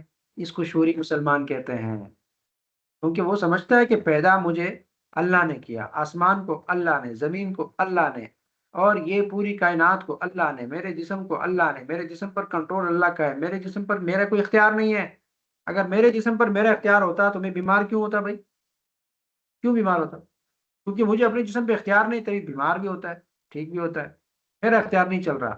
تو انسان حقیقی مسلمان یہ سمجھتا ہے کہ یہ سب کچھ اللہ کا ہے، تو پھر میرا اختیار بھی اللہ کا، مال بھی اللہ کا، صلاحیتیں بھی اللہ کی، ہر چیز اللہ کی۔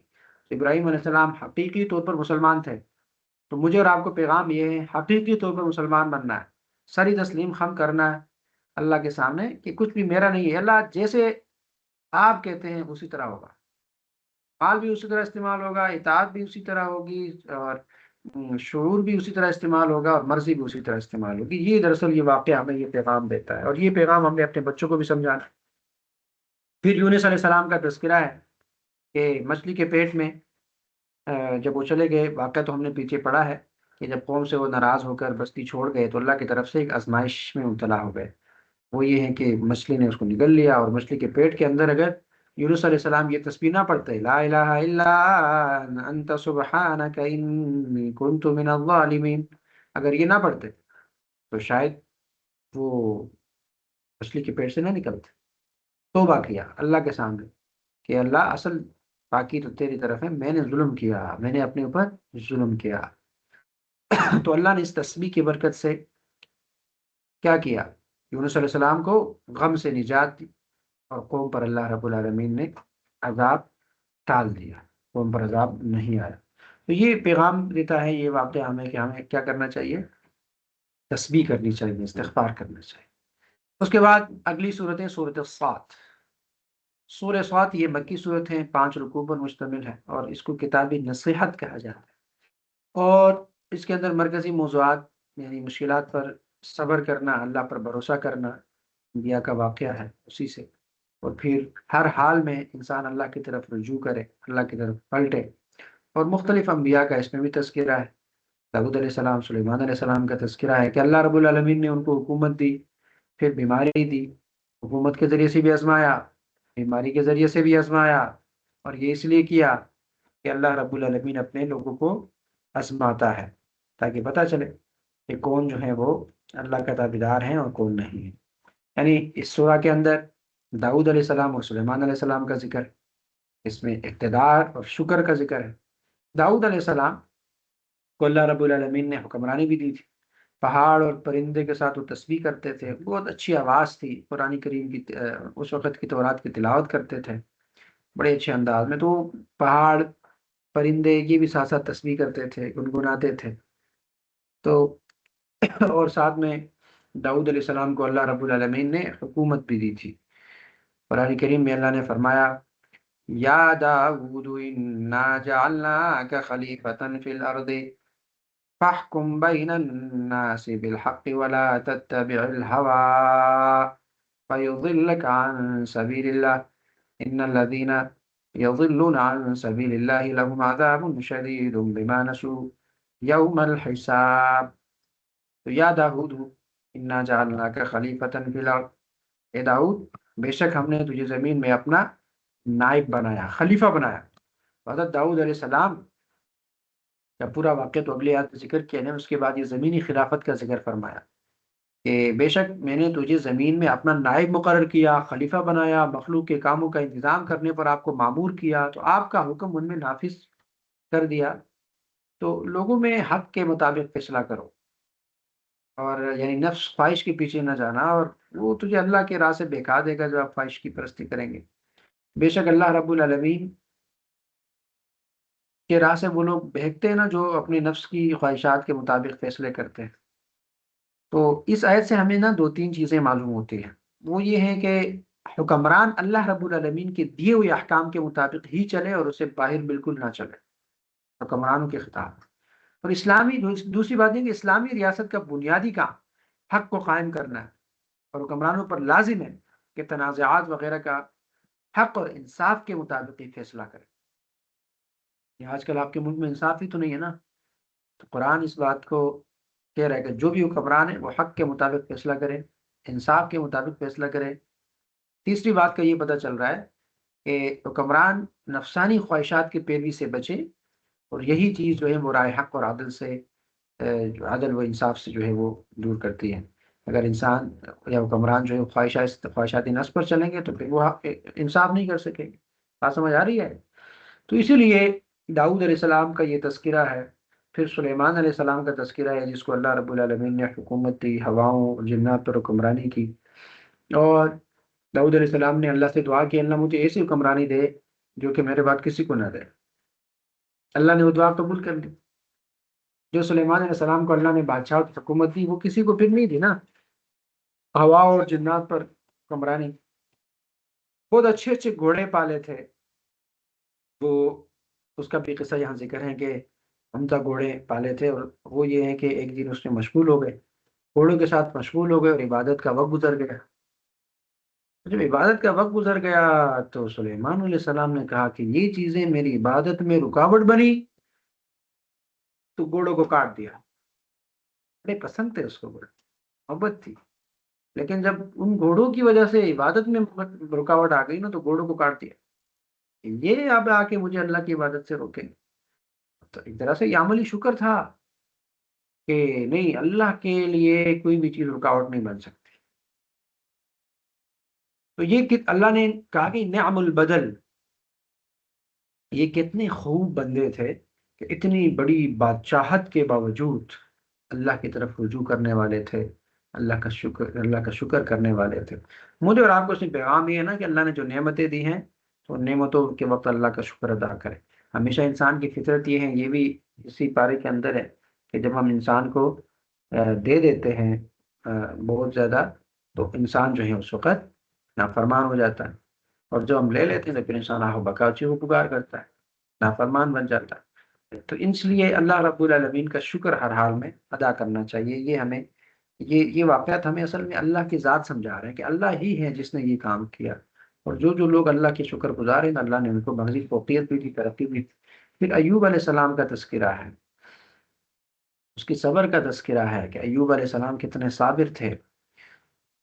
وَاذْكُرْ عَبْدَنَا أَيُّوبَ إِذْ نَادَى رَبَّهُ إِنِّي مَسَّنِيَ الشَّيْطَانُ بِنَصْبٍ وَعَذَابٍ، اور ہمارے بندے ایوب کو یاد کرو، یعنی پہلے داؤد اور سلیمان السلام کا ذکر کیا کہ دونوں مبارک ہستیاں تھیں جس پر اللہ نے بے شمار نعمتیں عطا فرمائی۔ اب اس آیت میں ایوب علیہ السلام کا واقعہ یاد دلا جا رہا ہے کہ یہ مبارک ہستی ہیں جنہیں اللہ سبحانہ وتعالیٰ نے طرح طرح کی آزمائشوں کے ساتھ خاص فرمایا، اور ان واقعات کو بیان کرنے سے مقصود ان کی سیرت میں غور و فکر کرنا۔ وہ اللہ سبحانہ وتعالیٰ فرما رہے ہیں کہ اے نبی محمد مصطفیٰ صلی اللہ علیہ وسلم، اپنی قوم کی جہالت پر صبر فرمائیں، کیونکہ دنیا میں حضرت داؤد علیہ السلام اور سلیمان علیہ السلام سے زیادہ نعمت، مال اور جہت والا کوئی نہیں تھا، اور حضرت ایوب علیہ السلام سے زیادہ مشقت اور آزمائش میں مبتلا ہونے والا کوئی نبی نہیں تھا۔ آپ ان انبیاء کرام کے احوال میں غور فرمائیں تاکہ آپ جان جائیں کہ دنیا کے احوال کسی کے لیے ایک جیسے نہیں ہوتے، اور یہ جان جائے کہ عقل مند کو مشکلات پر صبر کرنا چاہیے۔ اور یہ جو واقعہ ہے ایوب علیہ السلام کا کہ انی مسنی الشیطان بنصب وعذاب، مجھے شیطان نے تکلیف اور ایذا پہنچائی۔ اس میں کیا مطلب ہے؟ یعنی اس میں ایک قول تو یہ ہے کہ اس سے مراد بیماری کے دوران شیطان کی طرف سے ڈالے جانے والے وسوسے ہیں، کہ وہ آ کے وسوسے ڈالتا رہا جو کہ ناکام ثابت ہوئے۔ ایوب علیہ السلام کو آزمائش میں مبتلا کیے جانے کے مختلف اسباب بھی بیان کیے گئے ہیں، ٹھیک ہے؟ تو یاد رکھیں کہ اللہ تعالیٰ نے کسی خطا کی وجہ سے ایوب علیہ السلام کو آزمائش میں نہیں ڈالا تھا، بلکہ آپ کو آپ کے درجات کو مزید بلند کرنے کے لیے آزمائش میں ڈالا گیا تھا۔ یہ بنیادی بات ہمیں سمجھنی چاہیے، اور میں نے پچھلے پاروں کے اندر اس کی وضاحت بھی کی تھی کہ جو ہمارے عوام میں مشہور ہے کہ ایوب علیہ السلام کو اللہ نے پتہ نہیں یہ بیماری دی، یہ بیماری دی، ایسی کوئی بیماری نہیں دی تھی جس کی وجہ سے انسان سے نفرت کرنے لگے۔ یہ بھی اسرائیلی روایات ہیں اور جھوٹ ہے اور من گڑت چیزیں ہیں۔ اللہ اپنے کسی پیغمبر کو ایسی برائی، ایسی آزمائش میں نہیں ڈالتا یا ایسی بیماری نہیں دیتا جس سے جو ہے وہ انسان اس سے نفرت کرنے لگے۔ بات سمجھ آ رہی ہے؟ اور اسی طرح ایک بات اور بھی سمجھ لیجئے کہ اللہ اپنے نیک بندوں کو آزماتا ہے، یعنی اس آیت سے یہ معلوم ہوا نا کہ اللہ تعالیٰ اپنے نیک بندوں کو آزماتا ہے۔ حدیث پاک میں ہے نا کہ حضرت سعد رضی اللہ تعالیٰ عنہ نے عرض کیا، یا رسول اللہ، سب سے زیادہ سخت آزمائش کس کی ہوتی ہے؟ تو اللہ کے رسول نے ارشاد فرمایا انبیاء کی ہوتی ہے۔ کس کی ہوتی ہے؟ انبیاء کی۔ پھر اپنے درجے کے حساب سے مقربین کی ہوتی ہیں۔ آدمی کی آزمائش اس کے دین کے مطابق ہوتی ہے، اگر دین میں مضبوط ہو تو سخت آزمائش ہوتی ہے، اگر دین میں کمزور ہیں تو اس حساب سے آزمائش کمزور کی جاتی ہے۔ تو بندے کے ساتھ آزمائشیں ہمیشہ رہتی ہیں یہاں تک کہ وہ زمین پر اس طرح چلتا ہے کہ اس پر کوئی گناہ نہیں ہوتا۔ بات سمجھ آ رہی ہے؟ اور ایوب علیہ السلام کا جو باقی واقعہ ہے وہ تفصیل سے آگے سورۃ الانبیاء کے اندر ذکر ہوا ہے، اور ہم وہاں اس کو پڑھ بھی چکے تھے۔ تو ایوب علیہ السلام کے بارے میں بھی اللہ نے کہا، پھر اللہ رب العالمین نے کیا کیا؟ اللہ کے حکم سے اللہ نے شفا دی۔ ایوب علیہ السلام نے اللہ سے دعا کی تو اللہ کے حکم سے وہ زمین پر ایڑی ماری تو ٹھنڈا پانی نکلا جس سے غسل کیا اور پینے سے شفا ملی۔ اللہ رب العالمین نے اس کو شفا دیا، اور اللہ نے پھر گواہی دی کہ یہ نعم العبد، بے شک کتنا عجیب بندہ ہے، تابعدار بندہ ہے، صبر کرنے والا بندہ تھا کہ اس نے اتنا بڑا صبر کیا۔ اس کے بعد تخلیق آدم اور ابلیس کا تذکرہ ہے کہ اللہ نے کہا کہ انی خالق بشر من صلصال من حمأ مسنون، میں ایک انسان بنانے والا ہوں، خلیفہ بنانے والا ہوں۔ اور اسی طرح وہ واقعہ ہوا کہ فقعوا له ساجدین، جب میں اس کو تیار کروں گا تو آپ سب سجدے میں پڑ جانا۔ اور اسی طرح جب سب سجدے میں چلے گئے تو شیطان نے انکار کیا، اور پھر اللہ نے پوچھا کہ آپ نے کیوں انکار کیا؟ تو اس نے کہا کہ خلقتہ من طین خلقتنی من نار خلقتہ من طین، میں تو اس سے بہتر ہوں، مجھے آگ سے پیدا کیا اور اس کو مٹی سے پیدا کیا۔ تو اللہ رب العالمین نے کہا کہ یہاں سے چلے جاؤ، اور اس کو تکبر کی وجہ سے قیامت تک اللہ نے اس کو جہنم میں قرار دیا، اور اس کو جو ہے ملعون قرار دیا۔ تو یہ ایک واقعہ ہے کہ جب آپ اللہ کا حکم نہیں مانتے، اصل میں توحید تو یہی ہے، حکم ماننا، توحید بالحاکمیت۔ شیطان اللہ کو اب بھی مانتا ہے کہ ایک ہی ہے، اس کے علاوہ کوئی سپر پاور نہیں ہے، اللہ کے علاوہ کسی کے سامنے وہ سر جھکاتا بھی نہیں ہے۔ یہ دو کام تو شیطان بھی کر رہا ہے، اور ہم بھی اس دو کام کو توحید سمجھ بیٹھے ہیں۔ بھائی توحید حقیقی کیا ہے؟ اللہ رب العالمین کا حکم ماننا۔ حکم نہیں مانیں گے تو شیطان نے نہیں مانا تو کیا ہو گیا؟ گمراہ ہو گیا۔ تو آپ اگر حکم نہیں مانیں گے تو آپ بڑے مسلمان ہوں گے۔ کیوں بھائی؟ کس کھاتے میں؟ بتایا ذرا۔ اللہ کا حکم ماننا یہ توحید ہے۔ آپ پر کس کا حکم چلنا ہے؟ اللہ کا چلنا ہے۔ آپ کے معاشرے پر کس کا حکم چلنا ہے؟ اللہ کا چلنا ہے۔ یہ توحید بالحاکمیت ہے۔ پتہ نہیں لوگوں کو کیوں نہیں سمجھ آتی ہے بات۔ ہاں، توحید پر بڑے بڑے فرقے بنے ہیں، آپ جا کے ان کا مطالعہ کریں، ہاں، تو آپ کو ان کی توحید کے اندر یہ کوئی ملے گی نہیں۔ توحید بالحاکمیت کیا چیز ہے؟ بھائی صاحب توحید کو تو پورا بیان کرو۔ لوگ توحید کو ناقص بیان کرتے ہیں، قرآن کریم تو توحید کو بالکل واضح بیان کرتا ہے، اور یہ ہمیں سمجھنا ہے۔ توحید کامل ہی نہیں ہے جب تک توحید بالحاکمیت اس کے اندر شامل نہ ہو۔ یعنی اللہ کو ماننا یہ ایک حصہ ہے کہ میں نے اللہ کو مان لیا۔ اللہ کو تو مشرکین مکہ ہی مانتے تھے، پھر وہ کیوں مشرک تھے؟ ہم صرف اللہ کو ماننا اس کو توحید سمجھتے ہیں۔ اللہ کو ماننا اور اللہ کی ماننا، اللہ کی ماننا، یہ دونوں، اللہ کو ماننا اللہ کی ماننا، جب دونوں جمع ہو جائیں گے تو یہ توحید مکمل ہو جاتا ہے۔ اور یہ جو اللہ کی ماننا ہے نا، یہ اللہ توحید بالحاکمیت ہے، حکم ماننا ہے۔ تو توحید بالحاکمیت یہ بہت امپورٹنٹ ہے کہ ہر جگہ اللہ کا حکم مانے، اور آپ کے کوئی کام جو ہے وہ اللہ کے حکم کے خلاف نہ ہو۔ آگے سورۃ الزمر ہے۔ سورۃ الزمر اس کے معنی ہے گروہ کے ہیں، یعنی قیامت کے دن لوگوں کی جنت اور جہنم کی طرف گروہ در گروہ جانے کا ذکر ہے، تو اس لیے اس سورہ کو سورۃ الزمر کہتے ہیں۔ اس کا مرکزی پیغام ہے الا للہ الدین الخالص۔ کیا کرو جی؟ خالص عبادت کرو صرف اللہ کو۔ مشرکین مکہ اللہ کے عبادت کے ساتھ ساتھ بتوں کی بھی عبادت کرتے تھے، تو اس کی تردید کی گئی۔ فرمایا الا للہ الدین الخالص والذین اتخذوا من دونه اولیاء ما نعبدهم الا ليقربونا الى الله زلفى ان الله يحكم بينهم فيما هم فيه يختلفون ان الله لا يهدي من هو كاذب كفار۔ تو اس آیت کا خلاصہ یہ ہے کہ یہ لوگوں سن لو، شرک کے ساتھ خالص عبادت اللہ ہی کے لیے، یعنی شرک کے ساتھ خالص عبادت اللہ کے لیے ہے، کیونکہ اس کے سوا کوئی عبادت کا مستحق نہیں۔ وہ بت پرست جنہوں نے اللہ سبحانہ و تعالیٰ کے علاوہ اور معبود بنا لیے ہیں، اور بتوں کی پوجا کرتے ہیں، اور اللہ رب العالمین کو خالق ماننے کے باوجود کہتے ہیں کہ ہم تو بتوں کو صرف اس لیے عبادت کرتے ہیں تاکہ ہمیں یہ اللہ رب العالمین کے نزدیک کر دے۔ تو یہ سمجھنے والے جھوٹے ہیں، ناشکرے ہیں، یعنی جھوٹے اس بات میں ہے کہ بتوں کو خدا کا قرب دلانے والا سمجھتے ہیں، اور ناشکری اس لیے کہ خدا کی نعمتیں کھا کر اور اس کو خالق مان کر بھی شرک کرتے ہیں۔ تو ان کافروں کا مسلمانوں کے ساتھ توحید اور شرک میں جو اختلاف ہے، اس کا فیصلہ قیامت میں اللہ رب العالمین فرمائے گا، اور وہ فیصلہ ایمانداروں کو جنت میں اور کافروں کو دوزخ میں داخل فرمائے گا۔ اب یہاں ایک پوائنٹ تو یہ سمجھ آ رہا ہے نا کہ وہ لوگ کہہ رہے تھے کہ ہم بتوں کی عبادت اس لیے کرتے ہیں کہ یہ ہمیں اللہ کے قریب کریں گے۔ اب بت آپ کو کیسے اللہ کے قریب کریں گے؟ آج کل کے جدید لوگ کیا کہتے ہیں کہ ہم فلاں پیر اور فلاں مولوی صاحب کو اس لیے پوچھتے ہیں کہ جناب علی وہ ہمیں اللہ کے قریب کرے گا۔ تو ہم نے نا، جب بھی انسان نے اللہ کو سمجھنے میں کوتاہی کی ہے تو شرک کا دروازہ کھلا ہے۔ پوائنٹ کو سمجھ لیجئے، وہ یہ ہے کہ نا انسان سمجھتا ہے کہ یہ جو میرا حکمران ہے نا، اس حکمران تک پہنچنے کے لیے ظاہر ہے مجھے نیچے وزیر اور ان کے جو اسسٹنٹس ہیں اور ان تک پہنچنا پڑے گا، اور پھر جا کے وہاں تک میرا پیغام پہنچے گا۔ تو انسان اسی پر قیاس کرتا ہے، اور بادشاہت میں بھی یہی تھی۔ اب پچھلے قوموں کو دیکھے تو بادشاہت تھی تو اس کے نیچے وزیر اور یہ ساری چیزیں ہوتی تھی، اور مشیر ہوتے تھے، اور چیلے ہوتے تھے، ان تک آپ پہنچتے، ان کے ذریعے سے آپ کا پیغام اوپر جاتا۔ تو انسان نے یہی سوچا اللہ کے بارے میں بھی کہ اللہ کے بھی کوئی نیچے کوئی وزیر اور وڈیر اور کوئی اس طرح چہیتے اور یہ ہوں گے، تو ہم اس تک پہنچیں گے، وہ پھر اللہ تک ہمارے پیغام کو پہنچائیں گے۔ تو یہ انسانوں پر قیاس کیا اللہ کو۔ اللہ انسانوں کی طرح نہیں ہے، اللہ کو نہ کسی وزیر کی ضرورت ہے، نہ کسی وڈیر کی ضرورت ہے، نہ کسی مشیر کی ضرورت ہے، نہ کسی چیلے کی ضرورت ہے۔ وہ کہتا ہے کہ میں تو آپ کے شہرک سے بھی زیادہ قریب ہوں۔ تو کسی پیر اور کسی مرید اور کسی مولوی کا وہ محتاج نہیں ہے کہ آپ جا کے اس کے سامنے گڑ گڑائیں گے تو وہ آپ کی بات ادھر پہنچائیں گے، تو پھر وہیں سے کوئی بات آئے گی، نو، شرک ہے۔ اور یہ آج کل چل رہا ہے، تو لہذا اس سے منع ہے۔ آپ کسی دوسری طاقت پر بھروسہ نہیں کریں گے، اللہ سے براہ راست اپنا تعلق بنائیں۔ اللہ نے بقرہ میں فرمایا، سورہ بقرہ کے اندر، کہ لوگ پوچھتے ہیں آپ سے میرے بارے میں تو آپ بتائیں کہ اتنی قریب، میں تو قریب ہوں اور میں تو آپ کی دعائیں سنتا بھی ہوں۔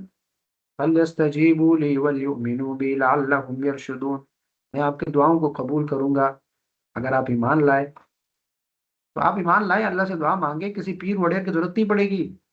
بھی پتہ نہیں کیا لوگوں نے نا اپنے دماغ کے اندر کیا خناس میں رکھا ہوا ہے، یہ بات سمجھ نہیں آتی کہ اللہ کی کوئی برانچز نہیں ہے۔ سمپل بات، اللہ رب العالمین کے کوئی برانچز نہیں ہے، وہ بندے سے براہ راست ہے، اور بندہ براہ راست اللہ اپنے رب سے گفتگو کر سکتا ہے۔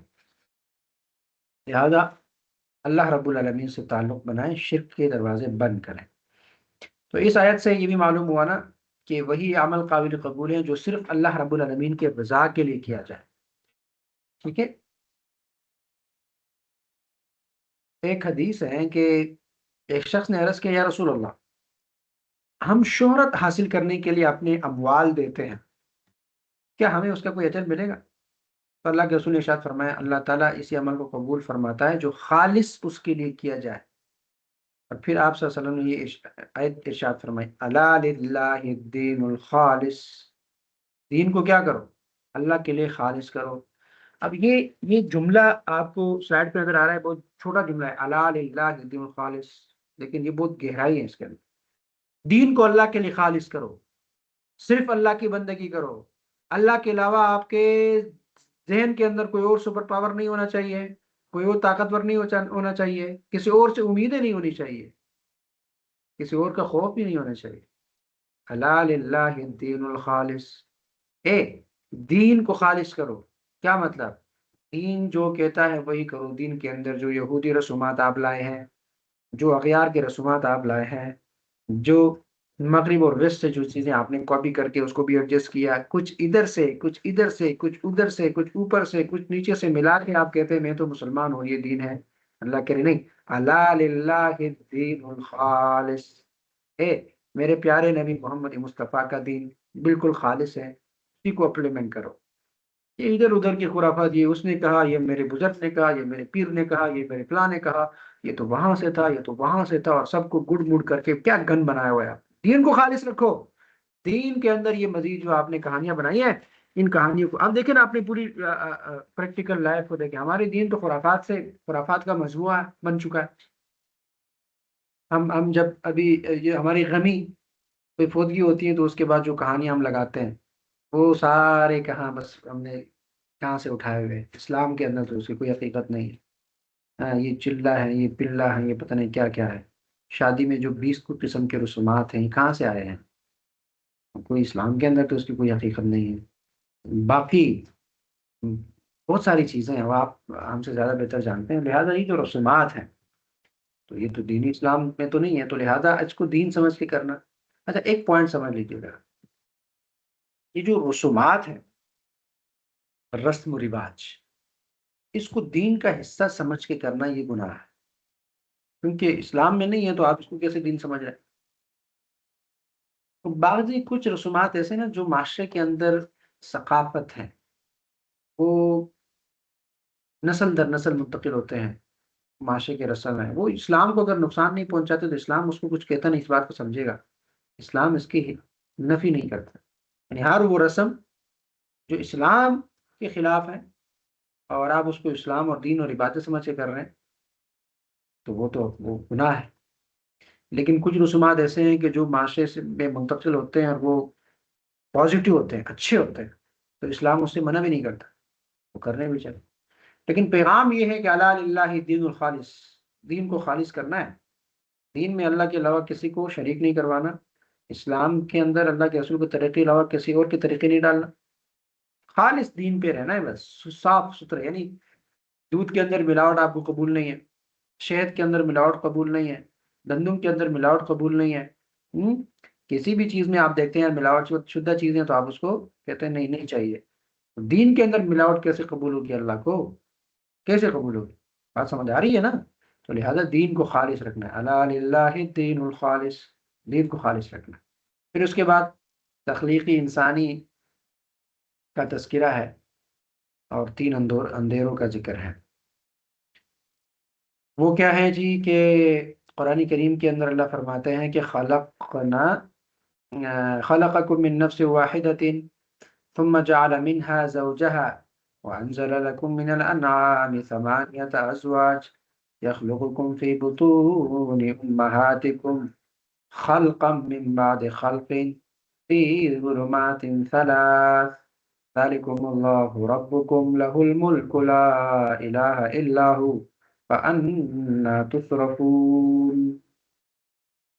خلقکم من نفس واحدہ، اللہ نے کیا کیا؟ تمہیں ایک جان سے پیدا کیا، تمہیں ایک جان سے پیدا کیا۔ اس آیت میں زمینی نشانیوں سے وحدانیت اور قدرت پر دلالت جو ہے وہ دیے جا رہے ہیں، دلائل دیے جا رہے ہیں۔ اس سے پچھلے آیت میں ہم نے جو پڑھا اس میں یہ بات کی کہ اللہ تعالیٰ نے تمہیں ایک جان سے بنایا، آدم علیہ السلام سے پیدا فرمایا، پھر انہی میں سے بی بی حوا کو پیدا فرمایا، اور دوسری دلیل یہ ارشاد فرمائی کہ اللہ تعالیٰ نے تمہارے لیے اونٹ، گائے، بکری، بھیڑ اور ان سے 8 جوڑے پیدا کیے، اور ان جوڑوں میں مرد بھی ہیں اور نر اور مادہ بھی دونوں شامل ہیں۔ تیسری دلیل یہ ارشاد فرمائی کہ اللہ سبحانہ و تعالیٰ تمہیں تمہارے ماؤں کے پیٹ میں 3 اندھیروں میں پیدا کرتا ہے، 3 اندھیروں میں، ایک حالت کی تخلیق کے بعد، دوسری حالت کی تخلیق کی ہوتی ہے، ایک اندھیرا حالت کی تخلیق کے بعد اور دوسری حالت کی تخلیق کی ہوتی ہے، اور 3 اندھیروں سے مراد کیا ہے؟ پیٹ، بچہ دانی، اور پھر اس کی جلی کا اندھیرا۔ ایک تو پیٹ ہے جس کے اندر اندھیرا ہے، ایک پھر بچہ دانا ہے اس کا اندھیرا ہے، بچہ دانے کے اوپر جو جلی ہے اس کا اندھیرا ہے۔ تو ایک حالت کے بعد دوسری حالت کی تخلیق سے مراد یہ ہے کہ پہلے نطفہ، پھر جمے ہوئے خون، پھر گوشت کے ٹکڑے، اور پھر مکمل بچے کی تخلیق ہوتی ہے۔ تو اس آیت کے آخر میں ارشاد فرمایا نا کہ جس نے اپنی کامل قدرت سے ان چیزوں کو پیدا فرمایا، تو صرف وہی اللہ تعالیٰ تمہارا رب ہے، اسی کی بادشاہی ہے، نہ کسی اور کی بادشاہی ہے، اصل بادشاہی اللہ کی، اس کے سوا نہ کوئی خالق ہے، نہ کوئی عبادت کے لائق ہے۔ تم کہاں میرے جاتے ہو اور اس بیان کے بعد حق راستے سے دور ہوتے جاتے ہو، اس کی عبادت چھوڑ کر غیر کی عبادت کرنے لگے۔ اللہ فرماتا ہے کہ یہی تو اللہ ہے جس نے آپ کو پیدا کیا ہمارے ماؤں کے پیٹ میں، ایک تخلیق کے بعد دوسری تخلیق، یعنی ایک تخلیق کے بعد دوسری تخلیق، یہ بھی آپ کو سمجھ آ گیا۔ پھر پیٹ کے اندر 3 اندھیرے، اس کا بھی ذکر کیا۔ تو یہ سارے اللہ رب العالمین کی نشانیاں ہیں، واضح نشانی، اس کو سوچنا ہے۔ اسی کے ذریعے سے انسان اپنے رب کو پہنچا اور اپنے رب کی توحید کو سمجھتا ہے۔ پھر اس کے بعد ایک بہترین مثال دی ہے کہ جناب مشرک کی مثال تو ایسا ہے کہ اس کی کئی آقا ہے، اس کی ڈوریں جو ہیں وہ کئی جگہ سے ہلتی ہیں، یہاں سے وہاں سے اوپر سے نیچے سے ہر جگہ سے، کیونکہ یہ کئی لوگوں کو اپنا معبود بنا چکا ہوتا ہے، تو کئی لوگوں کا غلام ہوتا ہے، تو کبھی اس کی بات مانی، اس کی نہیں مانی، وہ ناراض ہوگا، کبھی یہ، یعنی یہ غلام، اب غلام کی کیا حیثیت ہے؟ کوئی حیثیت نہیں، اپنی کوئی اس کی اپنا کوئی وقار تو نہیں ہوتا، نہ کوئی عزت ہوتی ہے۔ اللہ کہتے ہیں جو مومن ہے نا وہ ایک رب کے سامنے جھکتا ہے، وہ ایک خالق کا فرمانبردار ہوتا ہے، تابعدار ہوتا ہے۔ تو یہ جو توحید ہے یہ انسان کو اطمینان اور سکون دیتا ہے، اصل سکون اور اطمینان توحید میں ہے۔ تو اللہ کو مانو، اور یہ جو باقی غلامی کے طوق آپ نے گردن میں ڈالے ہیں نا اس کو نکال پھینکو۔ اب آج کل کے زمانے میں بھی دیکھیں نا، جو اللہ کے سامنے سرنڈر کر رہا ہے اور اللہ سے ڈر رہا ہے تو اس کی ایک ویلیو بھی ہے، طاقت بھی ہے، قوت بھی ہے۔ باقی آپ دیکھیں جو امریکہ کے سامنے سرنڈر کر چکے ہیں تو وہ امریکہ کی غلام ہے، وہ اسرائیل کے بھی غلام ہے، وہ انڈیا کے بھی غلام ہے، غلام در غلام ہے، ان کی کوئی حیثیت نہیں ہے، کوئی مقام ہی نہیں ہے، پیسہ ہونے کے باوجود، قوت ہونے کے باوجود اس کا کیا مقام ہے؟ کوئی مقام نہیں۔ بھائی اللہ کی بندگی کرو، اللہ سے ڈرو، اللہ کو اپنا فرمانبردار مانو۔ اس کے بعد یہاں ایک اہم آیت بھی ہے، قل یا عبادی الذین اسرفوا علی انفسہم۔ اچھا سوری، یہ میرے خیال میں ہم کل کے سبق میں ہم اس کو پڑھ رہے ہوں گے کہ اللہ کے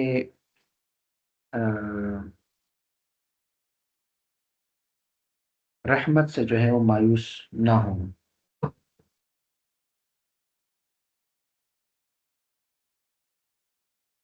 تو اس کو میرے خیال ہے ہم کل پڑھتے ہیں.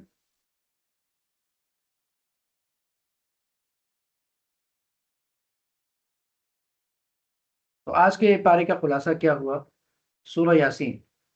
سورہ یاسین جو ہے اس کے اندر ہم نے اللہ رب العالمین کی توحید کے دلائل دیکھے، اور دوبارہ انسان کیسے زندہ ہوگا اس کے دلائل، مردہ زمین، اور پھر کشتیوں کا بھی تذکرہ تھا کہ جو کشتیاں ہیں سمندر کے اوپر آپ وزنی چیزیں لے کے چلتے ہیں، یہ اللہ کے حکم سے ہیں، اللہ چاہے تو اس کو ڈبو دے، آپ کچھ بھی نہیں کر سکتے. تو یہ ساری چیزیں اس میں اللہ کی توحید کا اس بات ہے. سوچیں، غور کریں، فکر کریں، اللہ کو پہچانیں. تو صافات کے اندر انبیاء کی قربانیوں کا تذکرہ ہوا، اور توحید کے فتح کا بیان ہوا کہ جنہوں نے توحید کو مانا وہ کامیاب ہو گئے، جنہوں نے توحید سے انکار کیا، سرکشی کی، بغاوت کی، اللہ نے اس کو نصف و نابود کیا.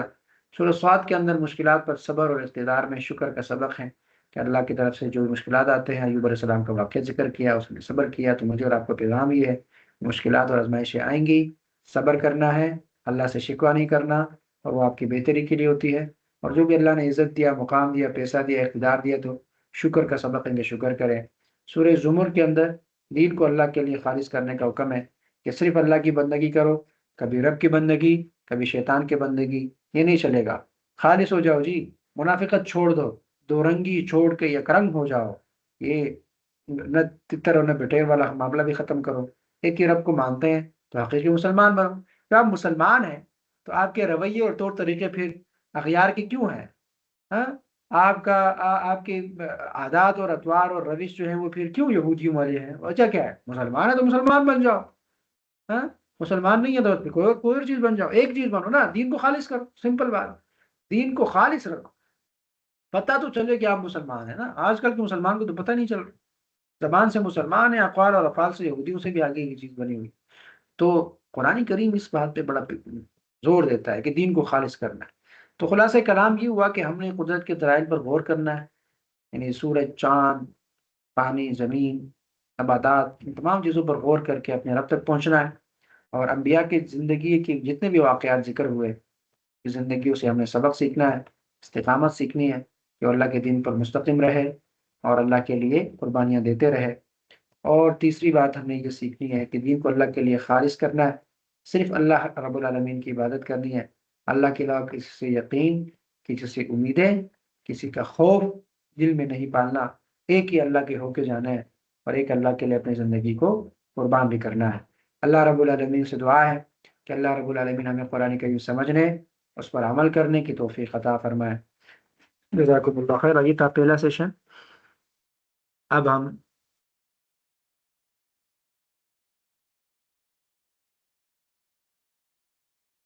آج کے سیشن کے ہیں وہ ہے کیا کرے کیا نہ کرے، قرآنی اوامر و نواہی. کون کون سے کام ہیں جس سے اللہ ہمیں منع فرما رہا ہے، اور کون کون سے کام ہیں جس کا ہمیں حکم دیا جا رہا ہے کہ یہ کام آپ نے کرنے ہیں. پارہ نمبر 23.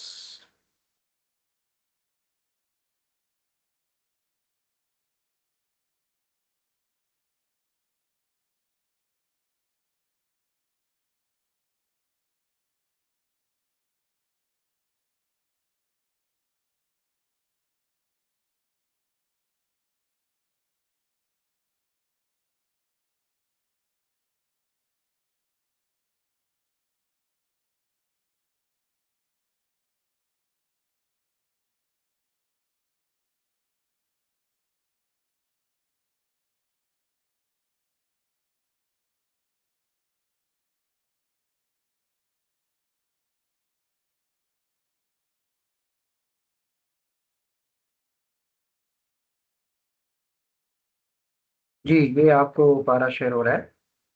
پارہ نمبر 23. وَمَا لِيَ لَا أَعْبُدُ الَّذِي فَطَرَنِي وَإِلَيْهِ تُرْجَعُونَ.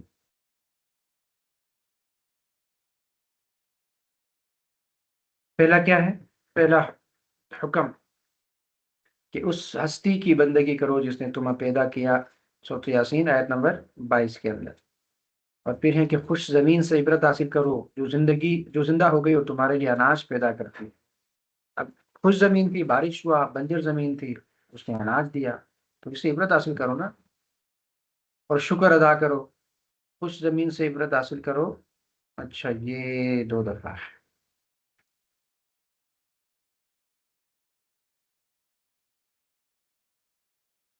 اور اسی طرح جو ہے وہ آگے ہیں کہ آپ سامنے اور پیچھے والے عذاب سے ڈرو تاکہ تم پر رحم کیا جائے۔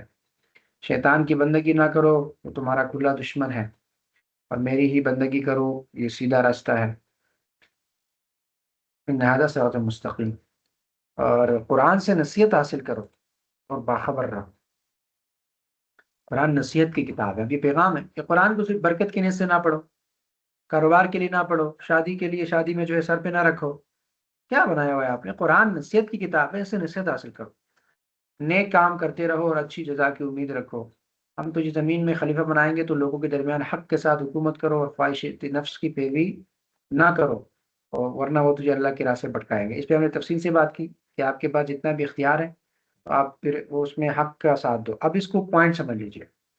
ایک تو خلیفہ ہے ملک کا، آپ کو اللہ نے حکمران بنایا تو آپ کو عدل اور انصاف سے نظام چلانا ہے۔ آپ کو کسی ادارے کا رسپانسبل اور ذمہ دار بنایا، ہیڈ بنایا، وہاں آپ کو کہا جا رہا ہے کہ حق کے ساتھ انصاف کرو۔ آپ کو کسی سیکشن کا ہیڈ بنا دیا گیا، وہاں آپ کو کہا جا رہا ہے کہ حق کے ساتھ حکومت کرو، انصاف کرو۔ آپ گھر کی آپ کو اختیار ہیں، بچوں کے اوپر آپ کو حکومت ہے، بچوں کے ساتھ انصاف کرو۔ یہ اس طرح آپ ڈیٹیل سے جاتے جائے آگے نیچے جتنا جا سکتے ہیں، تو یہ سب کے لیے پیغام ہے کہ آپ کے پاس پاور ہے تو اس کا صحیح استعمال کرو، انصاف کرو۔ اور آگے ہیں قرآن مجید بڑی برکت والی کتاب ہے، لہذا اس کے آیتوں میں غور کرو اور عقل مند بن کر نصیحت حاصل کرو، اور اسی طرح کثرت سے اپنے رب کی طرف رجوع کرو۔ گناہ ہو گیا نا تو اللہ کی طرف رجوع کرو۔ انسان سے گناہ ہو جاتا ہے، بس رجوع کر لو، توبہ کر لو، اللہ تعالیٰ ہی کو اصل میں داتا ماں۔ یہ جو آپ نے داتا ماتا بنائے ہوئے نا، ان داتا ماتاؤں کو چھوڑو، اصل داتا کون ہے؟ دینے والا کون ہے؟